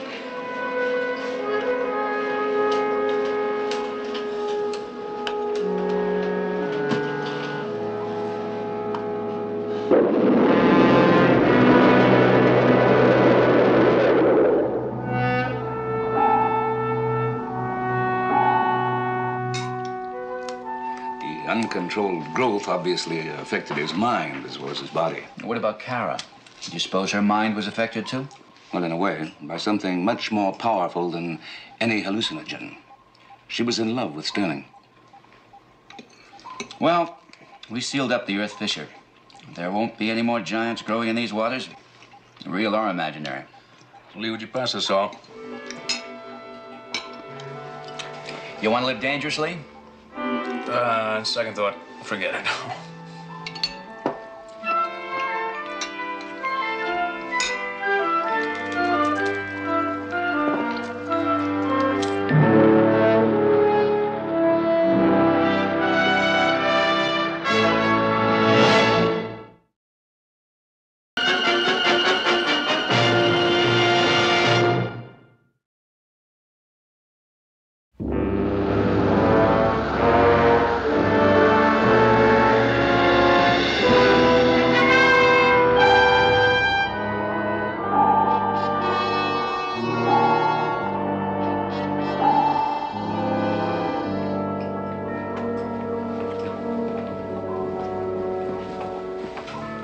Depth, Chief.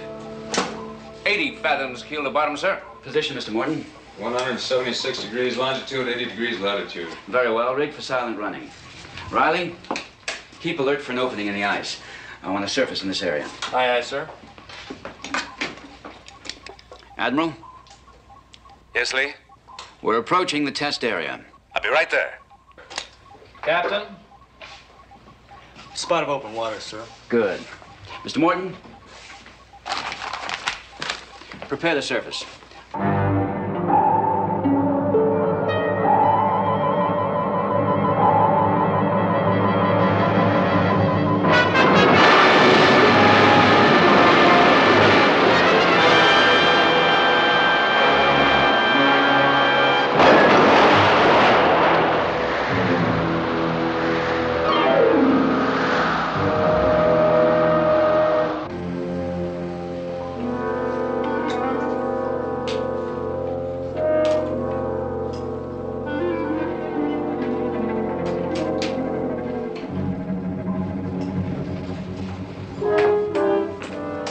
it like? Cold and desolate. Nothing but ice. Well, let's get up there. If intelligence knows what it's talking about, the test should take place in about 2 minutes. Sir? Thanks, Sheriff. Mr. Morgan, crack the hatch.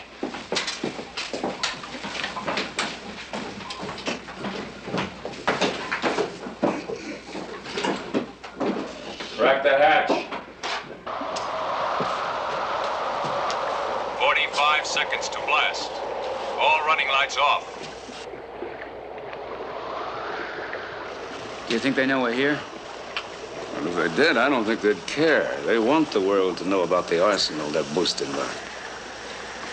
How big a blast do you think it'll be? Intelligence says the device is about the size of a milk carton. Well, if they detonate under ice, I wouldn't expect to see anything but a big geyser of water. Maybe we should have moved in closer. No, we're 25 miles from detonation point. That's close enough. If we can't monitor the blast from here, it's too small to bother about.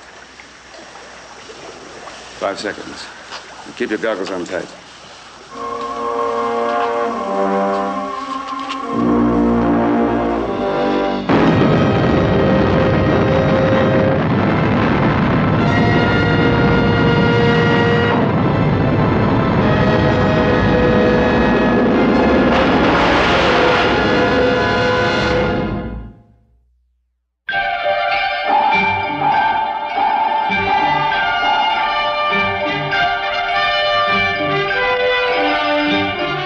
Voyage to the Bottom of the Sea.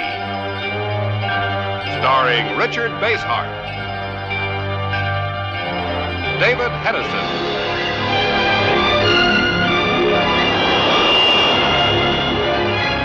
Voyage to the Bottom of the Sea.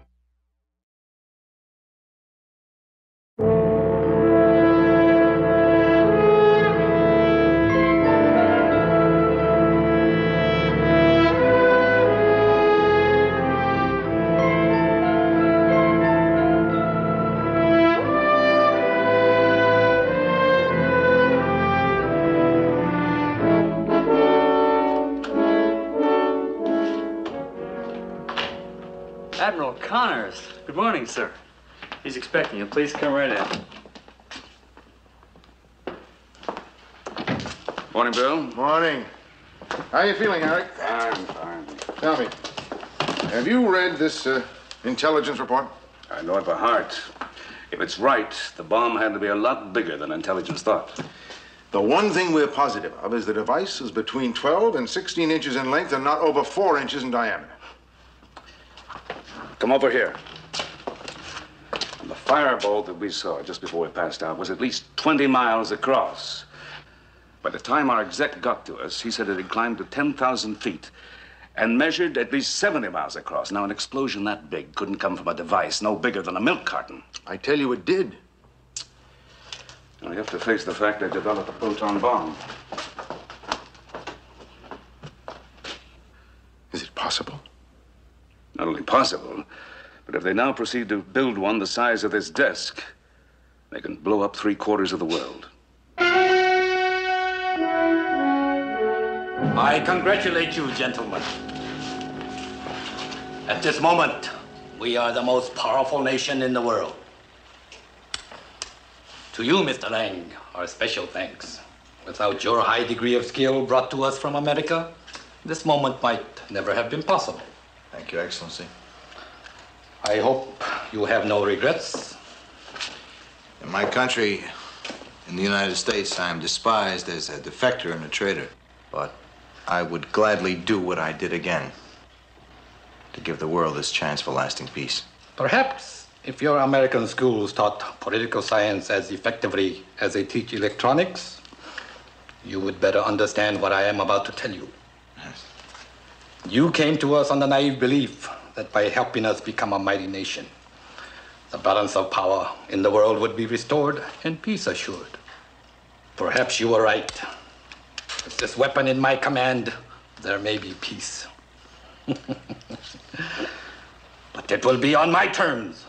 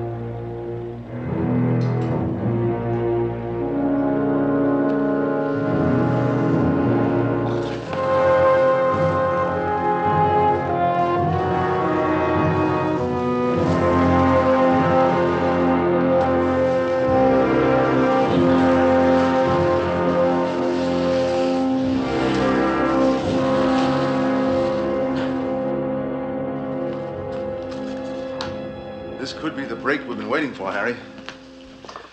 Everett Lang, one of the world's outstanding nuclear physicists. The traitor. He disappeared behind the bamboo curtain about 10 years ago. What can he possibly do for us? He contacted one of our people in Chugai.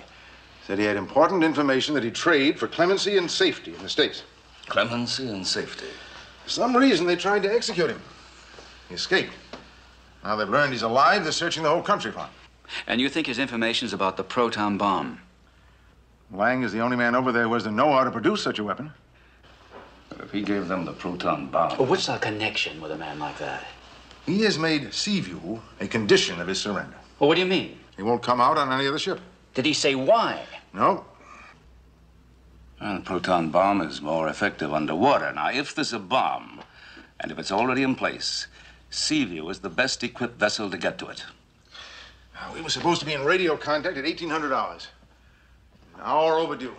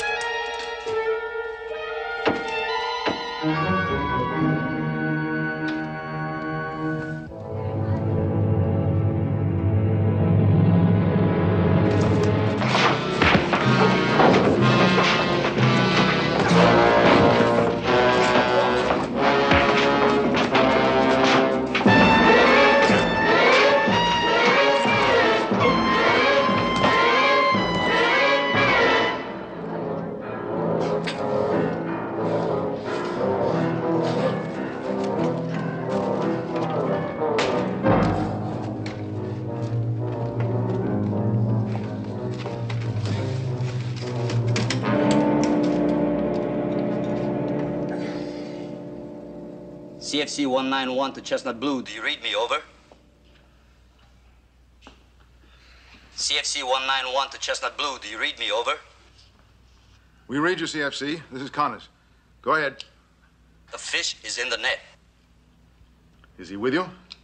Affirmative. Put him on. Yes, Admiral. What have you got? Is it the proton weapon? It is. All right. Stay with my men. We'll get you out. Yes, but there's one condition. I must be brought out aboard Seaview.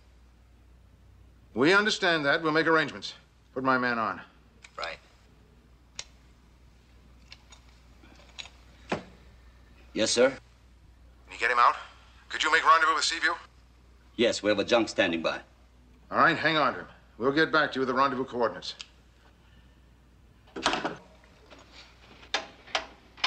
Captain, I'd like to transmit the rendezvous coordinates as soon as possible. I can't do that, Admiral. What do you mean? If the enemy intercepts that message, their entire fleet will be waiting for us at the rendezvous. We wouldn't stand a chance. You got a point there. Besides that, Lang betrayed his country once. He might be doing it again. This whole thing sounds like some kind of a trick to get Seaview into their waters. All right, Captain. How do you suggest we rendezvous with that junk? Admiral, you and I will agree on a rendezvous. I'll go in and I'll bring Lang out. Now, once we reach the open sea, I'll guide the junk to Seaview. But you may not be able to get out, Captain. That's true. But you're right, Lee. Prepare for immediate departure. Yes, sir.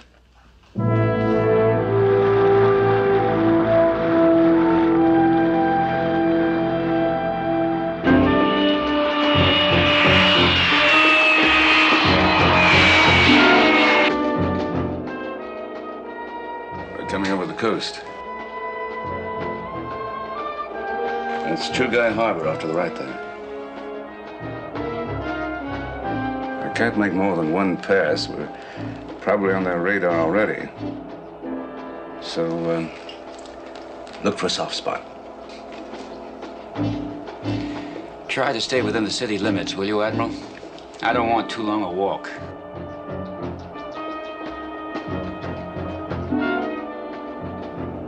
There's a plowed field. It looks deserted. All right, that's it.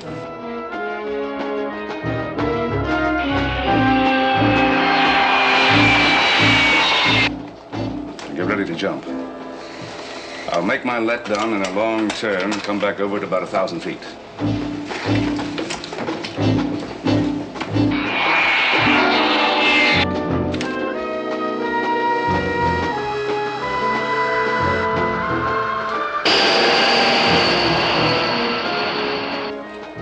Ready?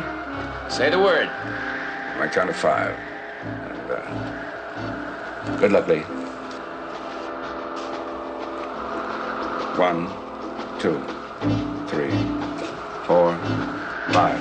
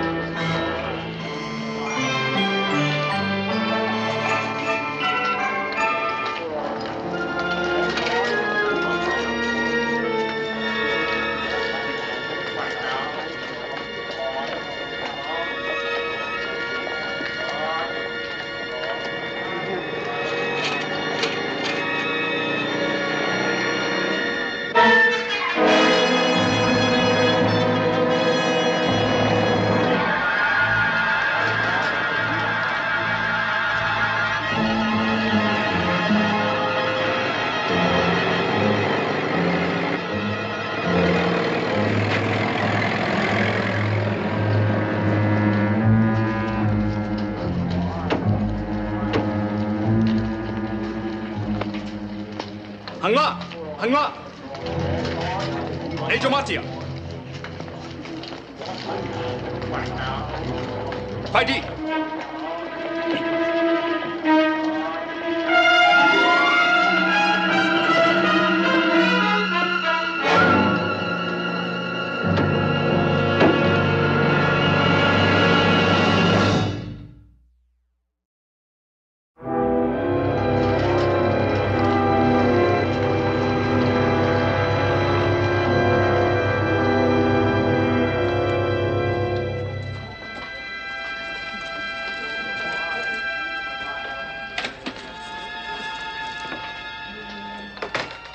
So far, so good. Don't worry, you're in good hands. We're with the resistance movement. I don't mind telling you, I'm glad to see you.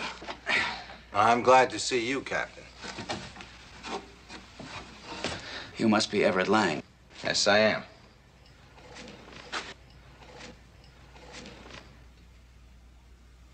Would you mind helping me out of this rig? My legs have been numb for hours. Start massaging them. You must get started by dawn. Oh. That's it. How big is the bomb? Big enough to destroy most of the Earth. Where is it? Off the coast, about 400 miles at the bottom of the sea. Will you take us to it? Yes, I'll take you to it. That's why I insisted Seaview take me out. How can we find the junk? The shop is directly over the water. We have a small boat below. You will dress as fishermen, and we will row out to the junk. Oh.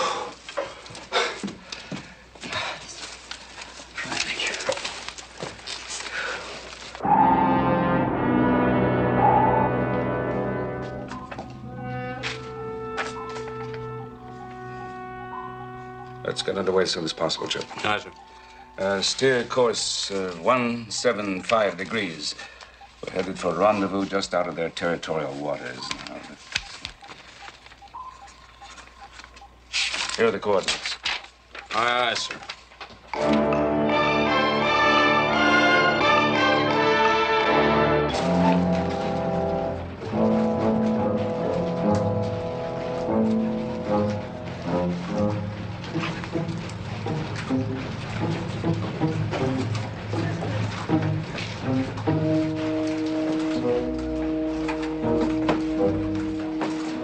Good luck, Commander. Thank you.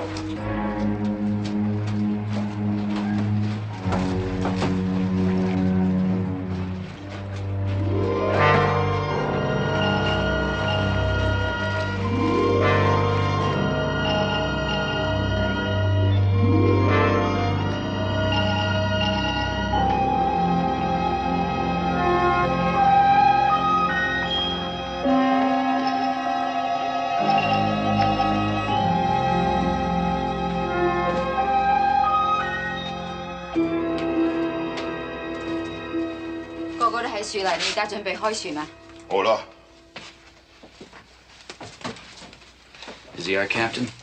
Notorious smuggler. Can he be trusted? Probably not. But he would do anything if he's paid well enough. Well, let's hope he's well paid for this.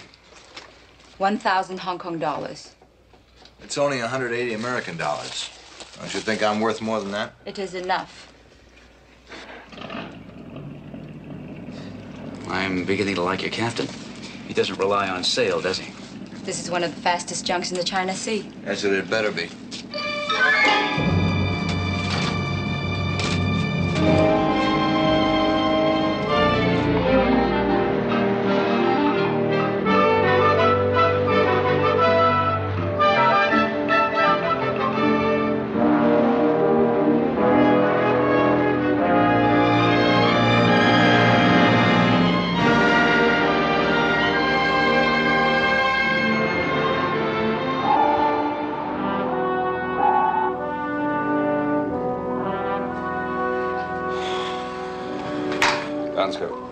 Spot anything, sir?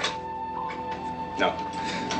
They're probably stopping every junk that leaves the harbor. That's what I'm afraid of.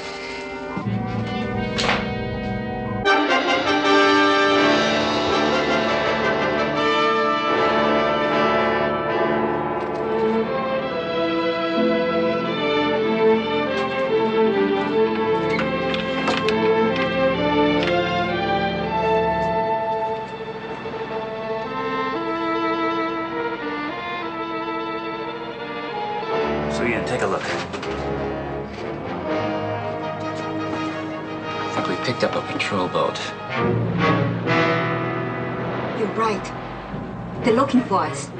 I knew these fools couldn't be trusted. I will tell the captain to try and outrun it, to rendezvous with the Seaview. No.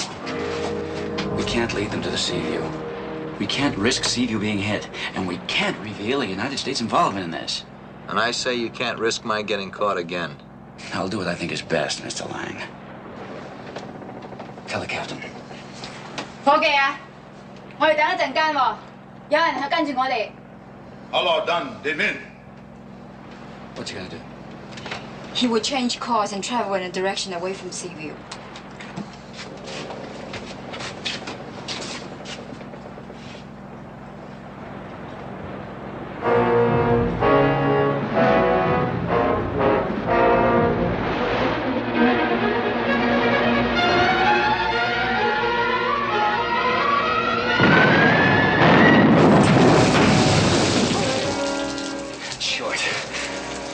Long, and then we're in trouble. I'll tell the captain to go zigzag this crate. I'll try to discourage them with this. Go ahead. Wayne, give me a hand with this, will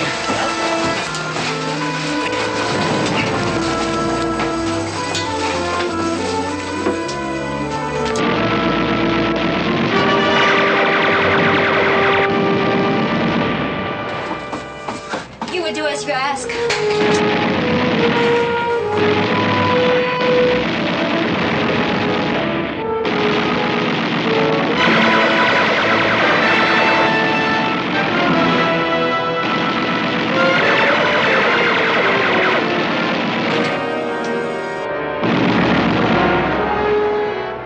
laying back out of range. That way he can lob shells at us all day.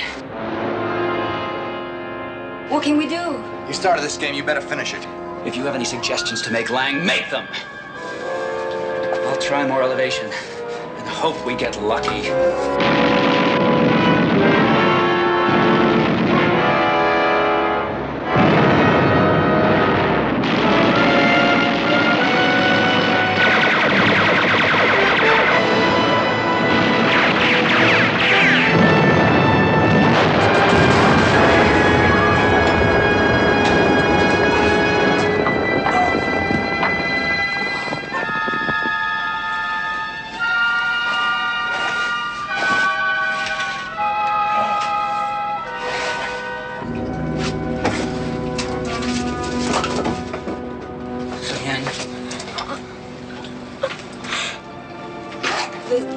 There's nothing you can do for me.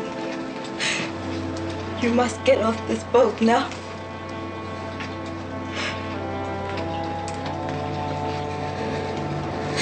The captain will turn you in to save himself. Swim to save you. Get away. Swim to save you.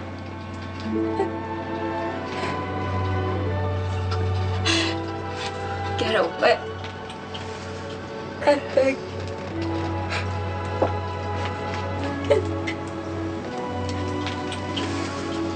Come on, let's get out of here. There's nothing we can do for her.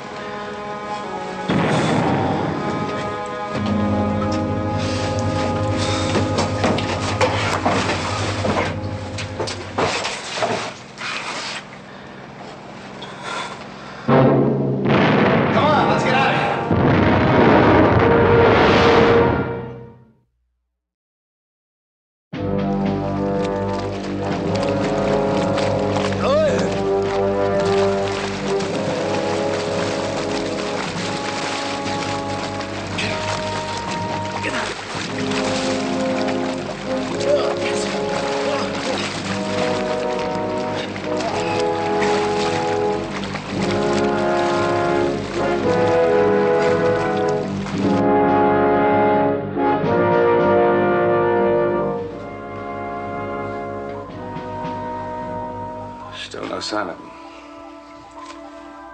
We'll give him another hour. Chip, keep your eyes peeled. Sir.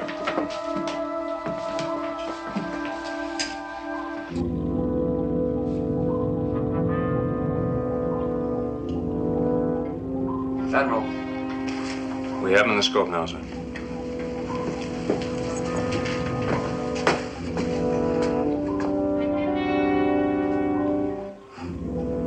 Sharky, get a diving party out there to help him aboard. Aye, aye, sir. Chip, crack the surface with the con. Prepare to service.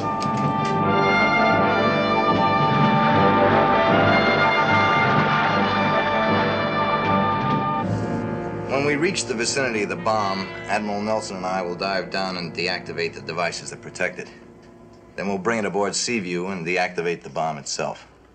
Do you agree with Lang's plan, Harry? Completely. Then proceed. And Lang, the President himself has said he will ensure your safety. Well, I'd prefer him to express his gratitude in a vastly more important way. How? By disarming. By destroying your weapons. By taking a step back from the brink of a Holocaust. The World Disarmament Congress is working toward that end right now, Lang. At a snail's pace. Everyone must disarm. They will in time. Meanwhile, the greatest threat to world peace is lying out there under the sea. When we recover the bomb, I will contact you. Very well. Good luck.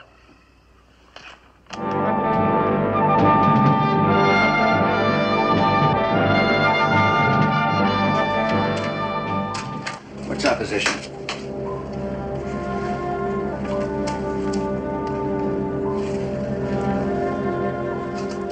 Admiral, we're 5 minutes from the area. Advise your instructions. Very well, when you reach the site, begin your sonar search pattern.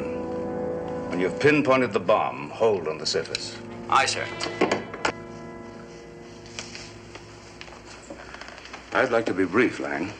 Right. The bomb is on the ocean floor about 500 feet beneath the surface. Well, why didn't they place it lower, in one of the great trenches, for example? Well, for one thing, they wanted to be able to recover it. Also, none of the great trenches is in the right location. You mean that the trenches are all too close to them? The bomb's area of effect depends upon where it is detonated. Now, for example, if it was triggered just 100 miles to the east, no place on Earth would be spared. How could you possibly help them to construct a weapon like this? They were a weak power. They were preaching all the right things. They hated war. They deplored nuclear weapons. And you believed that? I thought if they had power, they would also have the wisdom to force the world to disarm. You're not only a traitor, you're stupid as well. Not one man, not one individual, not one nation should ever have complete control over the entire Earth.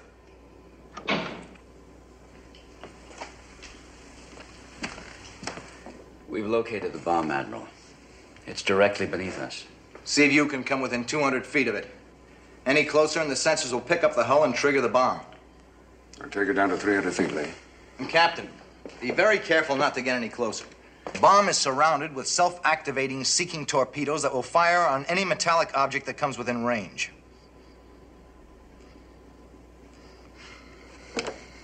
Take it down slowly, Mr. Morton. Hold at 300 feet. Aye, sir. Admiral, are you certain that the anti-magnetic paint will completely cover any metal on our diving gear? Absolutely. The metal sensors won't find us. Let's suit up.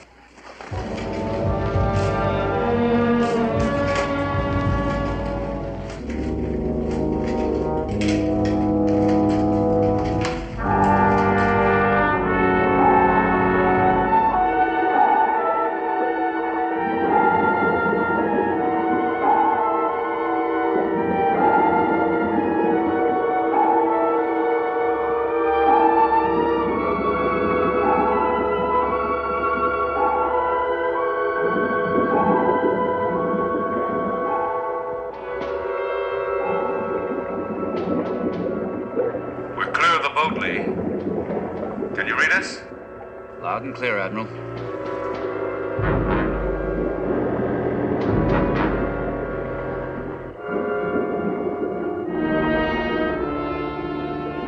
There it is.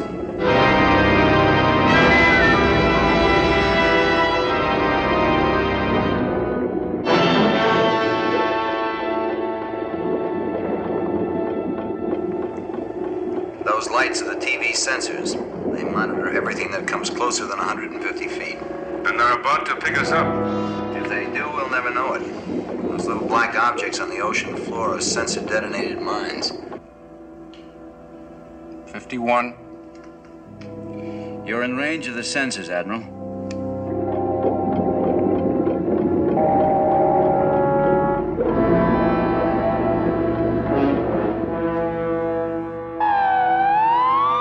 What's that? High-frequency sound to repel the fish.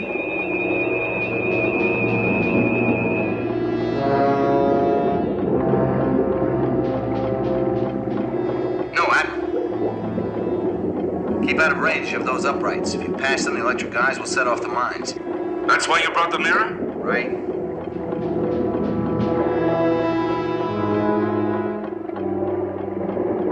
Okay, swim through.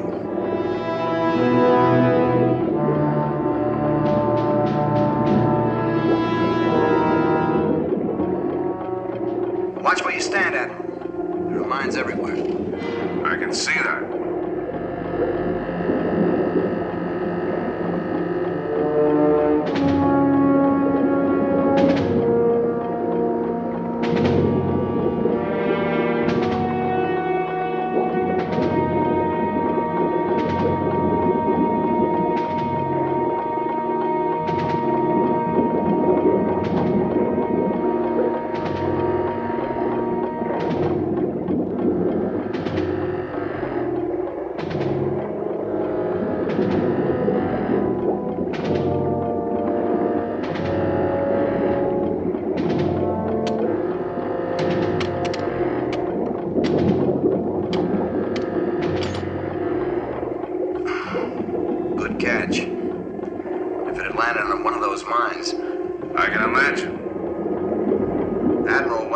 turn this, remove that unit. Right. You must pull it straight out. It must not touch the sides of the bomb or it'll be all over. I understand. All right. Take it out. Gently. Gently, Admiral. Okay.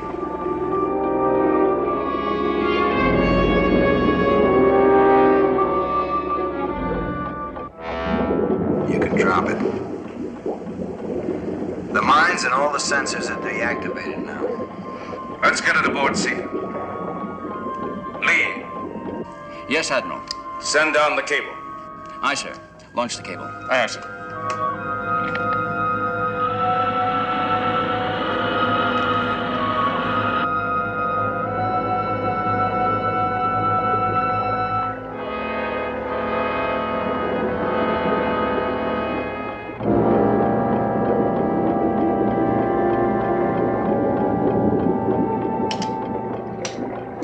Okay, Lee. Take her up. Slow.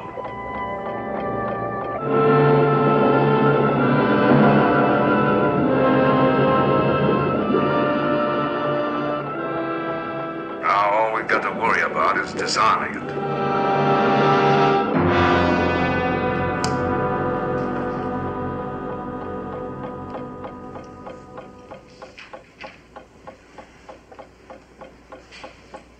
Give me the needle nose plier.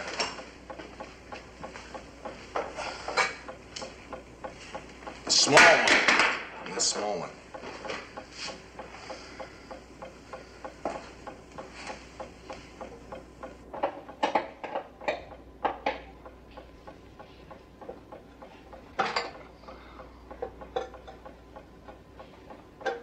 Give me the insulated wire cutters.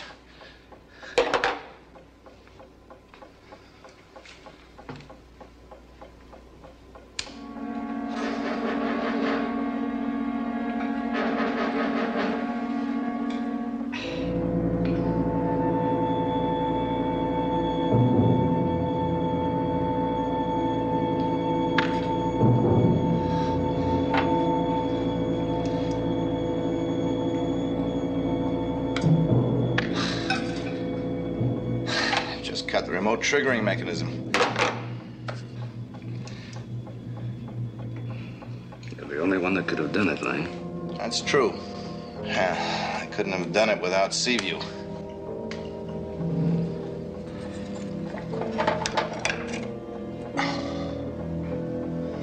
There. Well, there it's done. Now, no one in the world can detonate that bomb except me. What are you talking about? It's quite simple. I haven't disarmed the bomb. I've simply made it impossible for anyone else to set it off. This button makes me, Everett Lang, the most powerful man in the world. What do you want? What do you hope to gain? We've been on the brink long enough. I'm going to force the world to take a step away from war. Don't make me press this button, Captain. Give me my chance to restore the world to sanity. Mr. Lang, right now in Zurich, the World Disarmament Congress. And how long will it take them? 2 years? 10? 100? Well, whatever it takes. The security and safety of every nation has to be safeguarded. Now, if you press that button, all you do is give the enemy the power to control the world. Admiral Nelson, I told you if this bomb were moved 100 miles to the east into a different wind and current pattern, every place on the Earth would be destroyed. Captain? Captain, take your submarine to these coordinates. At full speed, we should be there in exactly 1 hour and 46 minutes. Proceed, Captain.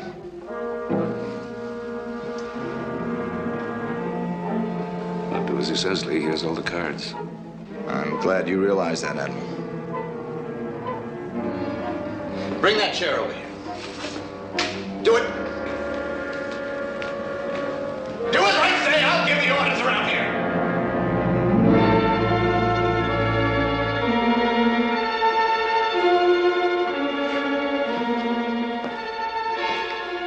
Don't do it, Chief.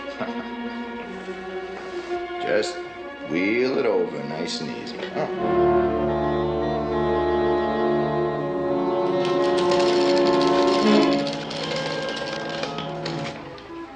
Now, Admiral, I have some orders for you. He demands that the World Disarmament Congress surrender its powers to him. It's out of the question. You know as well as I his demands will be rejected. Bill, they've got to pretend to go along with him. That'll give us time to figure a way of disarming the bomb. I'll try to find a way. You've got to find a way. And fast.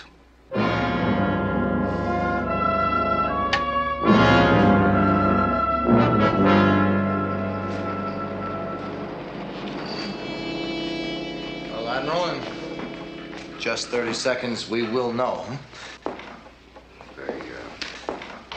They need more time to make a decision. Time for decision is now. Turn on the video phone, please.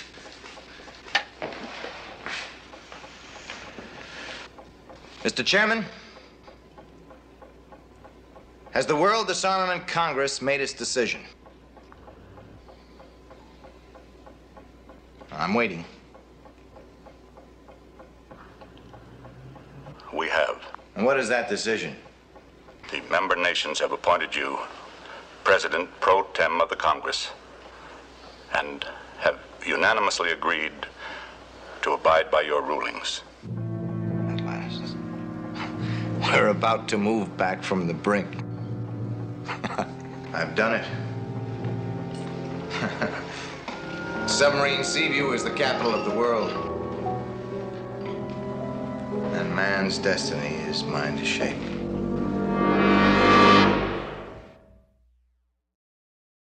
The terms of the capitulation are simple. Each nation has 24 hours in which to destroy its weapons. Now, I leave it to the World Disarmament Congress to decide how this is to be done and how each nation is to prove to each other and to me that this has been accomplished. You have 24 hours and not 1 second more before I push this button. Now turn it off. I'm not interested in hearing how it can't be done. Don't you understand? There is no way. Well, they found a way to arm. Now let them find a way to disarm. If they can't, then the world is doomed anyway. Why prolong the agony? Admiral, I want to be left alone. I don't want to worry about one of you trying to take this away from me. Lang, everybody prays for disarmament for the end of war, but it can't be achieved this way. You're placing every nation in jeopardy instead of saving it. Well, I've tried all the other ways. And now I'm talking to them in the only language that they understand, and that is the language of power. You'll see. I'm right.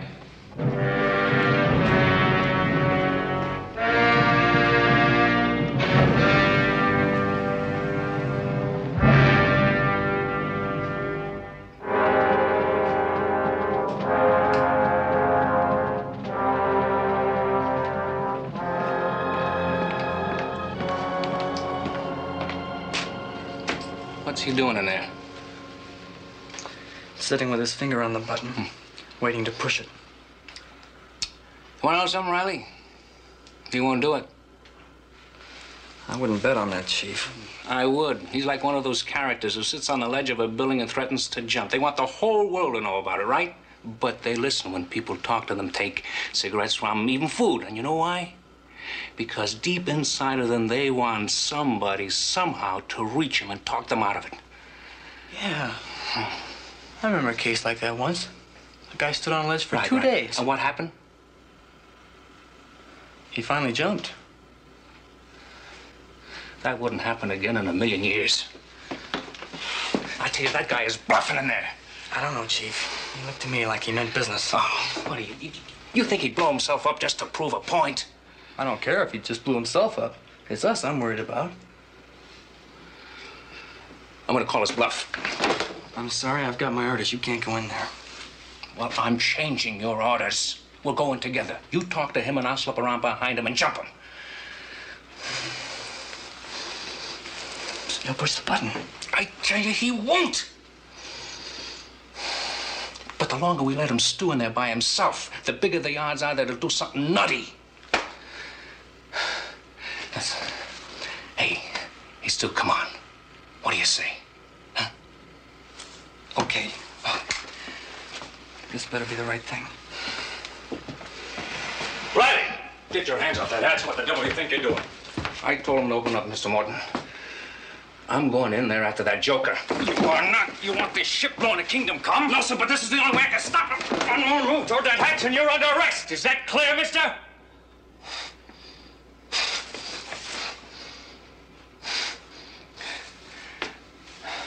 Right, sir. I know how you feel, Chief. We'd all like to get our hands around Lang's throat. But this isn't the way to do it. You know a better way, sir? The Admiral's working on it right now. He'll come up with something. Aye, sir.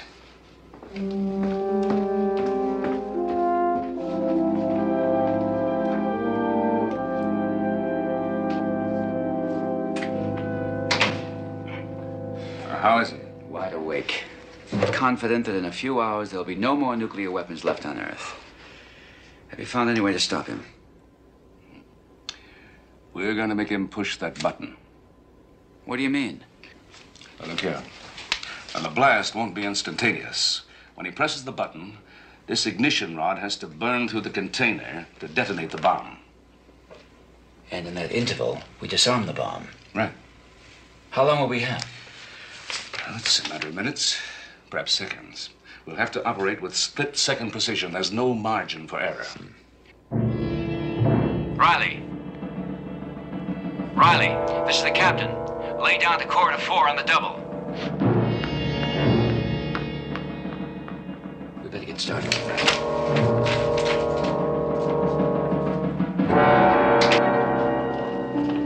I give you the signal. You get those tools to me as fast as you can. Yes, sir. Now, your men know what to do. Oh, sir, there won't be any slip-ups. There better not be. All right. Let's go.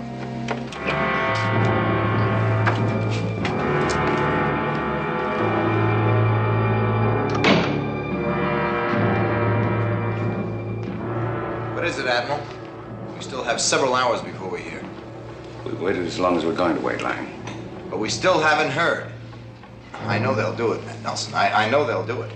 They've rejected your demands. But they can't. I mean, do they think I'm bluffing? Don't they know that I'll press this? Give it to me, Lang. No!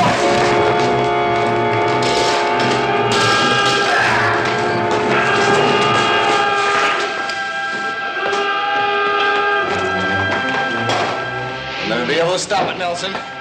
Hold it!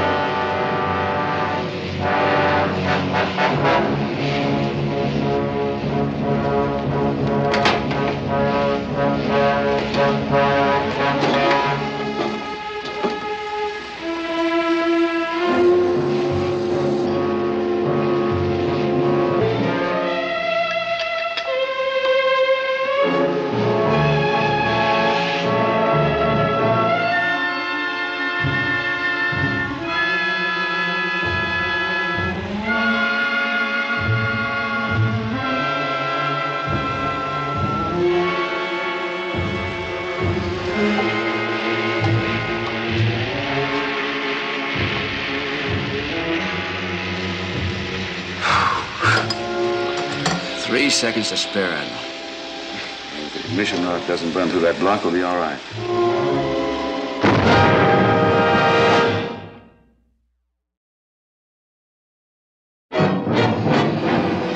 It's cutting through the block.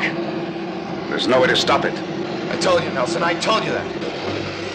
Give me a hand. Let's get these proton cylinders out.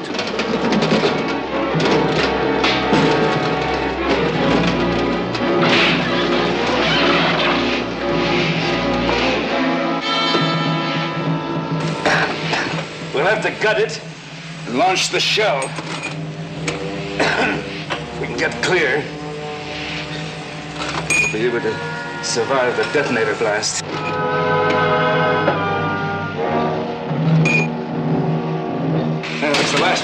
Let's move it to the escape hatch and flood it.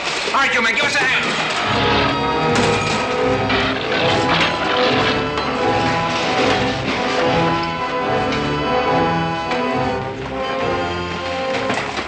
Collapse those stanchions, quick.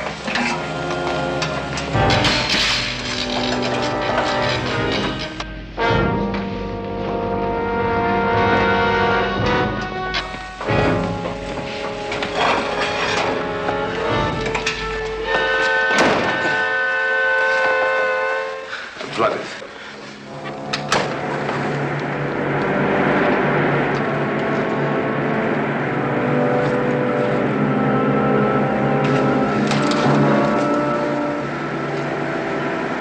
Launch.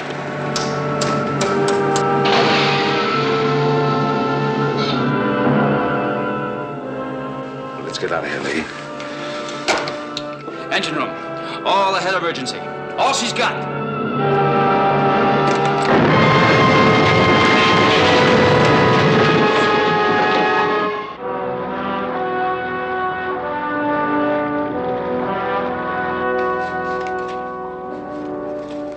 What's the damage report? Well, she's a little loose in some of her joints. We better stay on the surface on our way back. This is strange.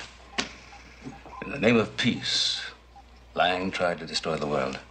Well, I just hope that when he's on trial, they put him away not for his motives, but for his methods. You're right. Peace, but not at any price.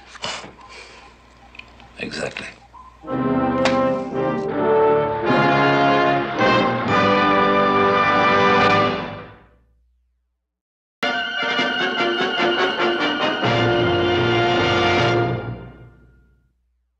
Test খুব মজার one of the best mashed potato wow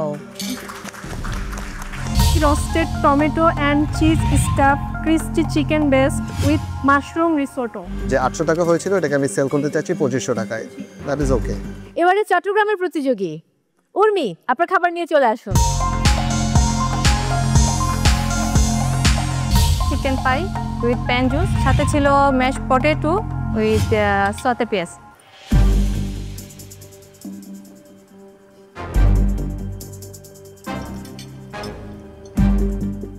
ভিতরে চিকেনটা কিভাবে করেছেন চিকেনটা আমি প্রথমে ছোট টুকরা করছিলাম একটু সতে করেছিলাম এরপর আবার হাত দিয়ে শেডেড করে আমি এটাকে রান্না করে নিয়েছি কতক্ষণ বেক করেছেন আমি টোটাল 30 মিনিট বেক করেছি পাইটা স্লাইটলি আন্ডারডান হ্যাঁ অল দ্য ওয়ে কুক হয়নি আর একটু রাখতে হতো ঠিক আছে ভিতরের ফিলিংটা ইজ নাইস ম্যাশ পটেটোটা অনেক মজা হয়েছে প্লেটিং সুন্দর ছিল নিট ছিল ওভারঅল গুড ট্রাই একটু নিচের অংশটা আরেকটু যদি বেক হতো ভালো হতো but test is very good ভালো ওভারঅল খুবই ভালো প্লেটিং সুন্দর টেস্ট খুব মজার one of the best mashed potato wow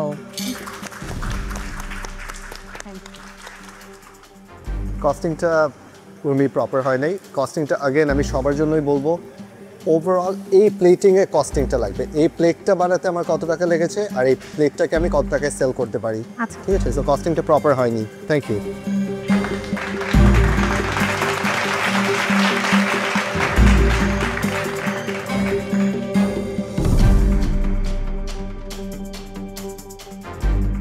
এবারে কুষ্টিয়ার প্রতিযোগী জিনাত আপনার রেসিপি নিয়ে চলে আসুন roasted tomato and cheese stuffed crispy chicken based with mushroom risotto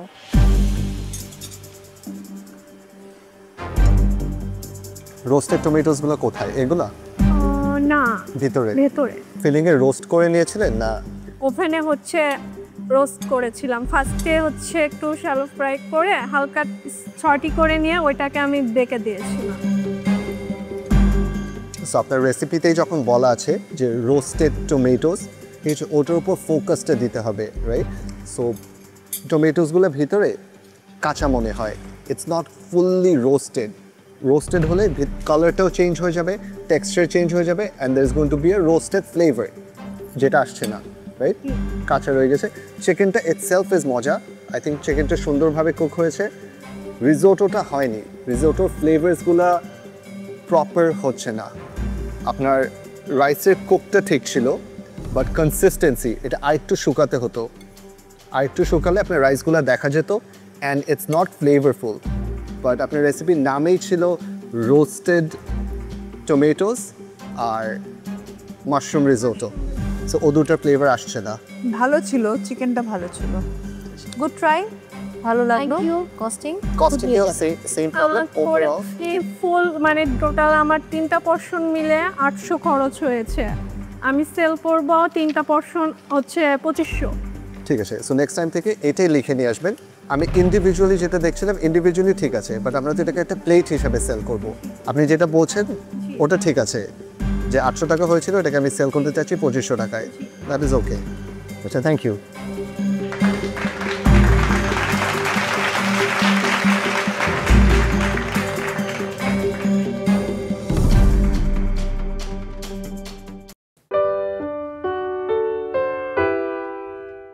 plating এর আইডিয়া অলরেডি চিন্তা করা আছে হ্যাঁ এখন জাস্ট এটা হয়ে গেলে প্লেটিংটা করে একটু 14 মিনিট বাকি কস্টিং শুরু করে দাও কস্টিং হয়নি প্লেটিংটা পরে কস্টিংটা শেষ করে ফেলবেন আমি জাস্ট এখন ক্লিন করছি তো যতটুকু নাস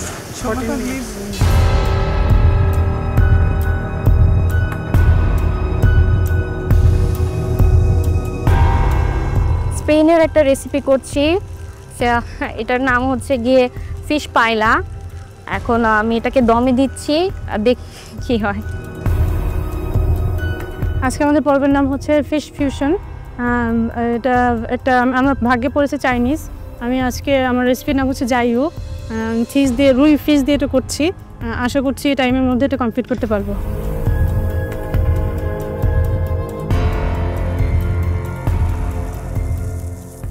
আজকে আমি করছি মেক্সিকোর একটা ডিশ পেসকাডো আলা ওয়ারকুজানা আজকে আমি ফার্স্ট টাইম মেক্সিকান কোনো ডিশ করছি তারপর ফিশ দিয়ে ফিউশন আজকে আমার রেসিপি ছিল ফ্রেঞ্চ কুইজিন তো দেশি মাসে ফ্রেঞ্চ কুইজিনের কোনো একটা ডিশ আমাকে করতে হচ্ছে আমি আমার মেন ডিশ হিসেবে রাখছি হচ্ছে ফ্রেঞ্চ বিস্ক স্যুপ যেটা সেটা হচ্ছে বল দিয়ে করতেছি আমি বল পিস দিয়ে আমার স্যুপ মোটামুটি হয়ে গেছে আমি জাস্ট একটু টেস্ট করে এটা নামাই ফেলবো আমার অলরেডি আমি এটা রোল ভাজবো আর হচ্ছে টোস্ট রেডি করবো that's it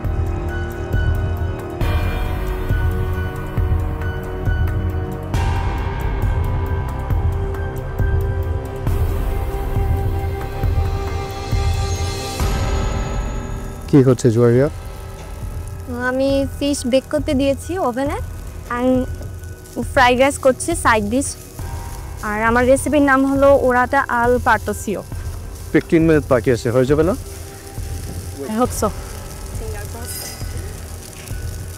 With plating, costing and cleaning. Good luck. Thank you.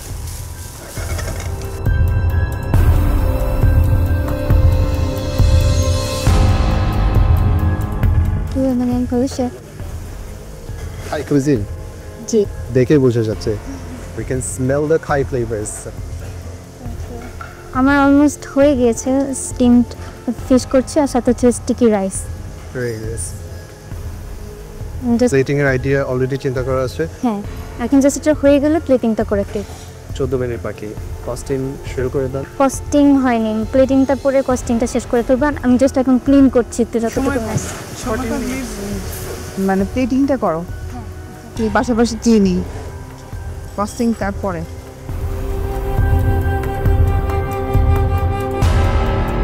কি অবস্থা জি আলহামদুলিল্লাহ ভালো আজকে আমার মেক্সিকান ডিশ পেসকাডো আলা ভিরে কুজানা কি ডিশ নিয়েছো আজকে আমি বোয়াল বোয়াল জি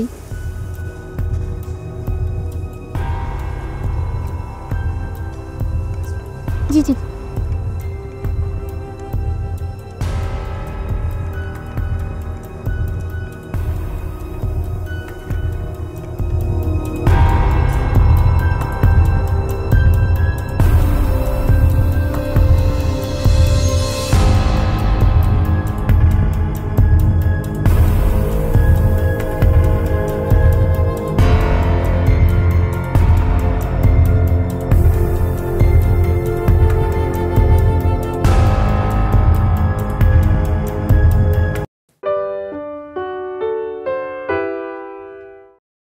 বিনতে হানিফ, দিলারা হানিফ, হানিফের মর্যাদা আপনি রেখেছেন। তো আজকে এই পর্বের ফিশ ফিউশনের সবচেয়ে বেস্ট ডিশ স্কোরটা কি বলে এটা দেখার জন্য আমরা সবাই উদ্দীপ হয়ে বসে আছি, দেখি কি বলে। এবারে ফরিদপুরের প্রতিযোগী সাইমা, আপনার রেসিপি নিয়ে দ্রুত চলে আসুন। আমাদের আজকে সর্বশেষ প্রতিযোগী। Hello sir, hello ma'am, hello ma'am. আমার আজকে ছিল চাইনিজ কুইজিন আর আমি বানিয়েছি জাইউ।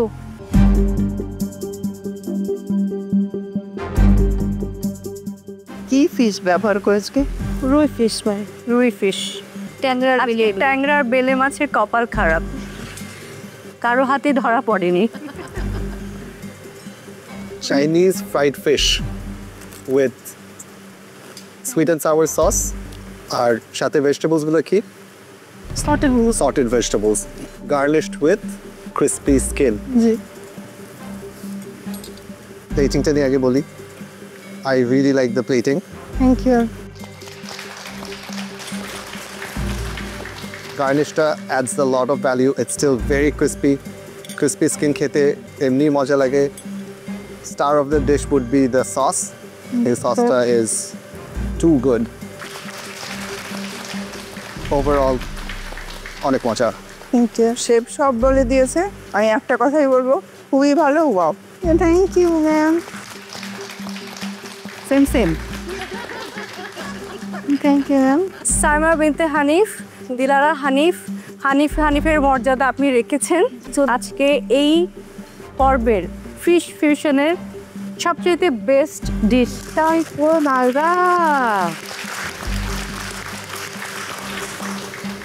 Thank you. Thank you. কস্টিংও পারফেক্ট আছে। Thank you. বাহ।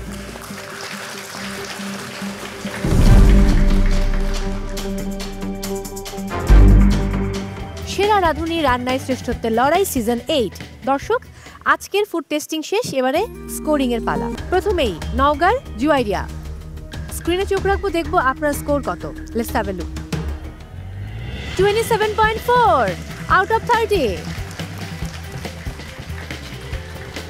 এবারে নওশিন বরিশালের, দেখি স্কোর কত। Let's have a look. 29.4 out of 30. Congratulations. এবারে আমার মিতা রাজশাহীর মৌসুমী কবির, ইন্ডিয়ান কুজিন তিনি রান্না করেছিলেন, দেখি তার স্কোর কত। 27.8 out of 30. এবারে রাজশাহীর লীনা, দেখে নেই স্কোর কত হলো। 24 out of 30. এবার আমি চলে যাব ফরিদপুরের সাইমার কাছে। গত পর্বে খুব ভালো একটা ডিশ আপনি বানিয়েছিলেন, দুর্দান্ত ছিল প্লেটিং। আজকেও আপনার ফুড খেয়ে প্রত্যেক বিচারক খুব প্রশংসা করেছেন এবং দিলারা হানি পূর্ণিমা বলেছেন আজকের বেস্ট রেসিপি। সো স্কোরটা কি বলে এটা দেখার জন্য আমরা সবাই উদ্দীপ হয়ে বসে আছি, দেখি কি বলে। 29.4 out of 30. নওশিনের সঙ্গে টাই হয়ে গেল। সাইমা এবং নওশিন দুজন টাই করেছে 29.4। এবারে কুমিল্লার সাফায়াত, আপনার স্কোরটা দেখে নেব। 28.6 out of 30. Congratulations সাফায়াত। এবারে কুষ্টিয়ার জিনাত, দেখি স্কোর কত। 16.6 out of 30. এবার আমি চলে যাব চট্টগ্রামের উর্মি মাহবুবের কাছে। উর্মি মাহবুব, স্ক্রিনে চোখ রাখবো। 26.4 out of 30. এবারে ঢাকার নিপা সামহাও একটু অস্থির রয়েছে আমার কাছে মনে হয়, এবং যেরকম একটা ভালো পারফরমেন্স আমরা আশা করেছি সেই পারফরমেন্সটা পাচ্ছি না নিপার কাছ থেকে। সো আজকেও পারফরমেন্স খুব একটা ভালো হয়নি। স্ক্রিনে একটু চোখ রাখবো, দেখবো আজকের স্কোর কত। 17.8 out of 30. Not good. আজ ছিল আমাদের থার্ড চ্যালেঞ্জ, ফিশ ফিউশনের প্রথম দিন। কি রান্না করছেন মূলা দিয়ে? আমি করব ক্রিস লরেন উইথ রেডিশ আর হচ্ছে একটা সুইট বাইট করব রেডিশ দিয়ে। আজকে আপনার জন্য পাস্তা রান্না করতেছি মূলা দিয়ে। মূলা দিয়ে পাস্তা? ইন্টারেস্টিং। আর সঙ্গে একটা মূলা চাপ করে আসি। মূলার চাপ? ও মাই গড। আশা করছি যে আপনি লাইক করবেন। দেখা যাক। মহামঞ্চে চলছে পঞ্চম চ্যালেঞ্জ আর তার নাম পারলে খাওয়াও, এবং সেখানে আজকে চিনি দল অর্থাৎ আমাদের 7 পার্টিসিপেন্টস মূলা দিয়ে তৈরি করবেন তাদের মন মতো রেসিপি। সেটা আসলে কেমন হবে দর্শক সেটা রান্নার পর ফুড টেস্টিং এর সময় জানা যাবে। তবে এবার আপনার অনুমতি দিলে আমি শুরু করছি। পার্টিসিপেন্টস রান্নার জন্য সময় বরাদ্দ 1 ঘন্টা এবং আপনাদের সেই সময় শুরু হচ্ছে এখন।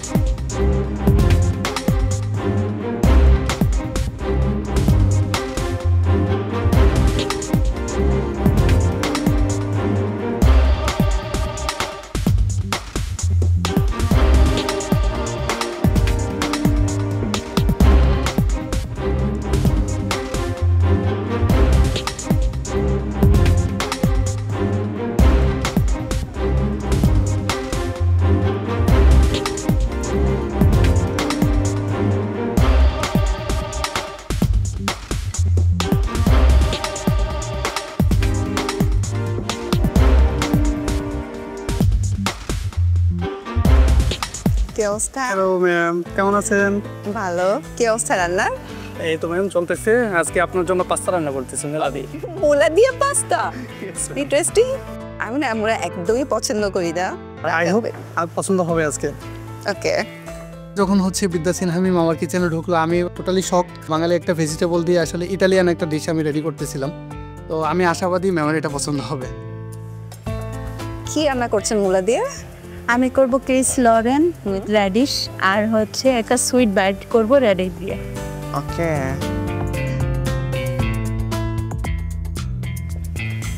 আপনি কি করছেন মূলা দিয়ে আজকে? আমি মূলা আর চিকেন দিয়ে একটা আচারি কারি করছি আর সঙ্গে একটা মূলা চাপ করে আসি। মূলার চাপ?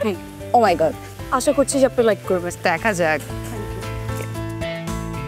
রান্না করতে করতেই ম্যাম যখন আমাদের মহামঞ্চে এন্ট্রি নিলেন তখনই আমি থমকে গেছি যে এখন যে চ্যালেঞ্জটি দিয়েছে সে এখন নিজে এসে টেস্ট করবেন। তো প্রেশারটা আর একটু বেড়ে গেছে, এক্সাইটমেন্টও ছিল, দেখা যাক মূলা খাওয়াতে পারি কিনা।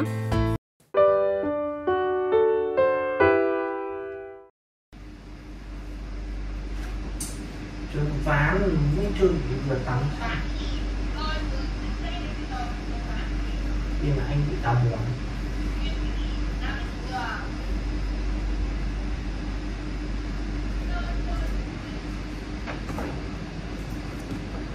Anh bị tao buồn hả?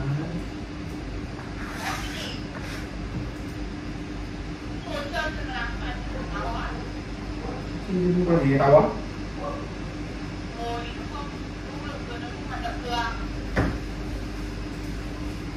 Ta vừa chơi game vừa chạy bộ mà. 2 môn phối hợp mà.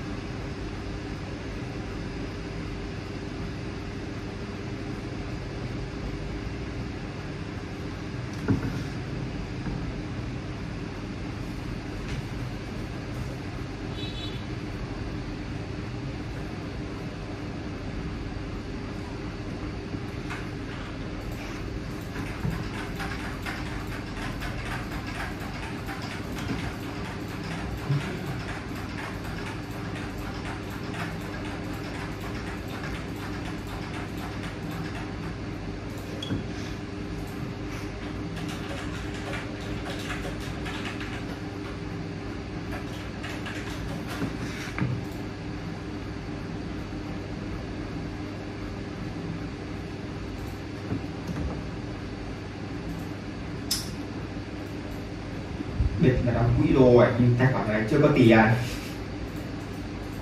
Mẹ bảo chú Đức không đi đá nhưng rất chăm dụ anh em đóng quỹ.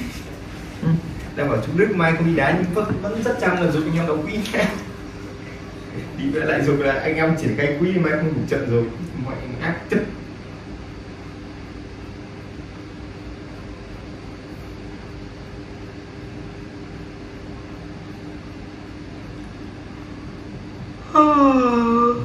Phòng mình sóng điện thoại rất là kém.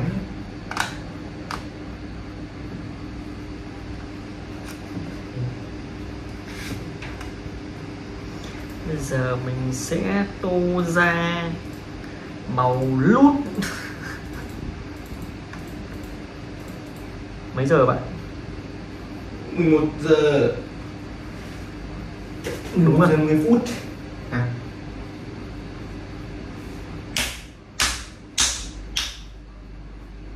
Đúng quá, nên giải trốn cùng đèn. Đúng.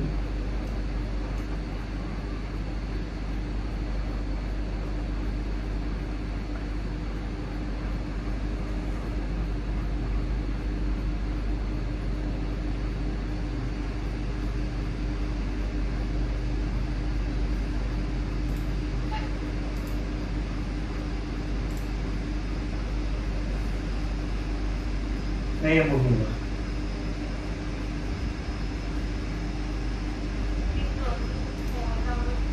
Mệt đi. Mệt đi chơi mệt đi.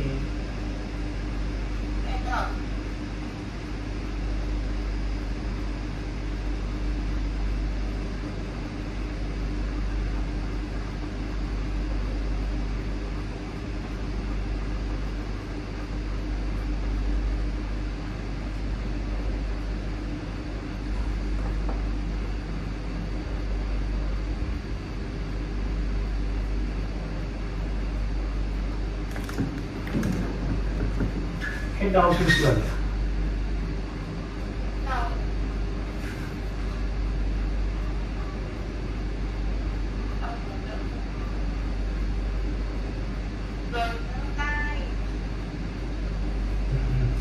Đau gì?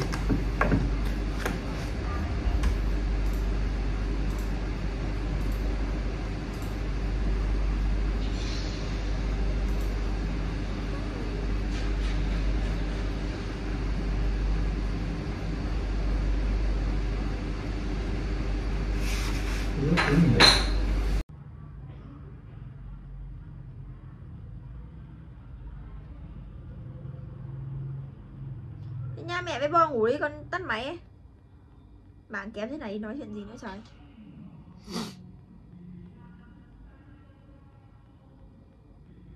Trời, mạng mà gọi mà cứ chưa nói hai câu lại chết một lúc.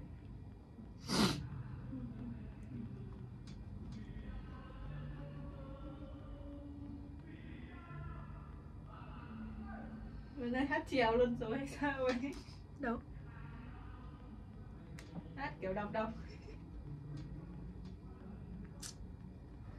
Mệt quá. Trèo cải lương gì đấy đâu biết. Lúc đầu thì thằng trẻ con đã bảo hết thế hệ đến thế hệ kia mà dành hát luôn đấy.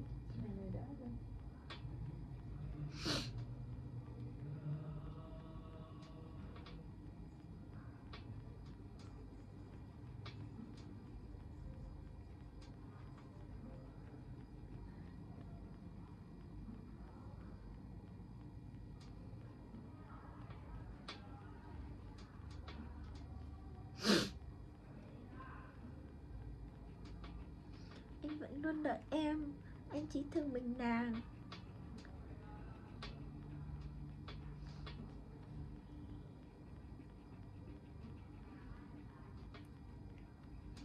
Và mình sẽ tô theo chiều ngang và cố gắng kéo từ bên phải sang bên trái thật nhanh nha.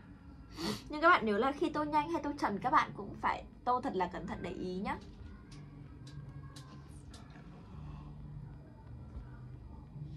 Đến tháng rồi mẹ mặt lên trán lên đầy mụn.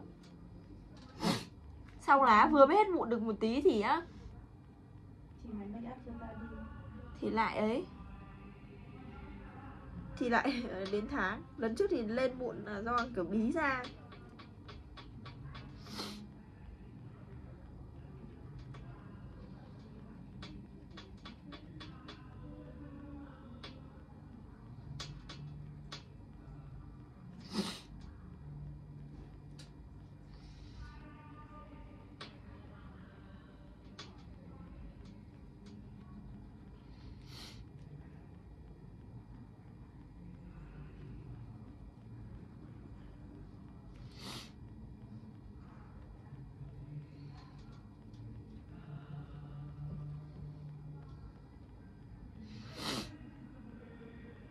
Vâng. Make up cho tao. Gì? Ra đùa đấy. Mẹ đừng đùa luôn đi. Làm gì? Chơi. Quay á? Chứ đâu? Bây giờ á? Chơi ở nhà.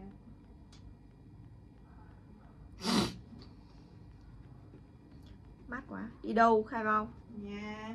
Thế mấy làm gì? Chơi. Nhưng mấy cái chơi đâu nhà?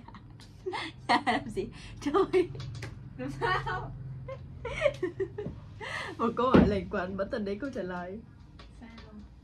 Đi mẹ chat. Hôm nay mình sẽ hướng dẫn các bạn cách make up nha. Thảo đưa vào đây.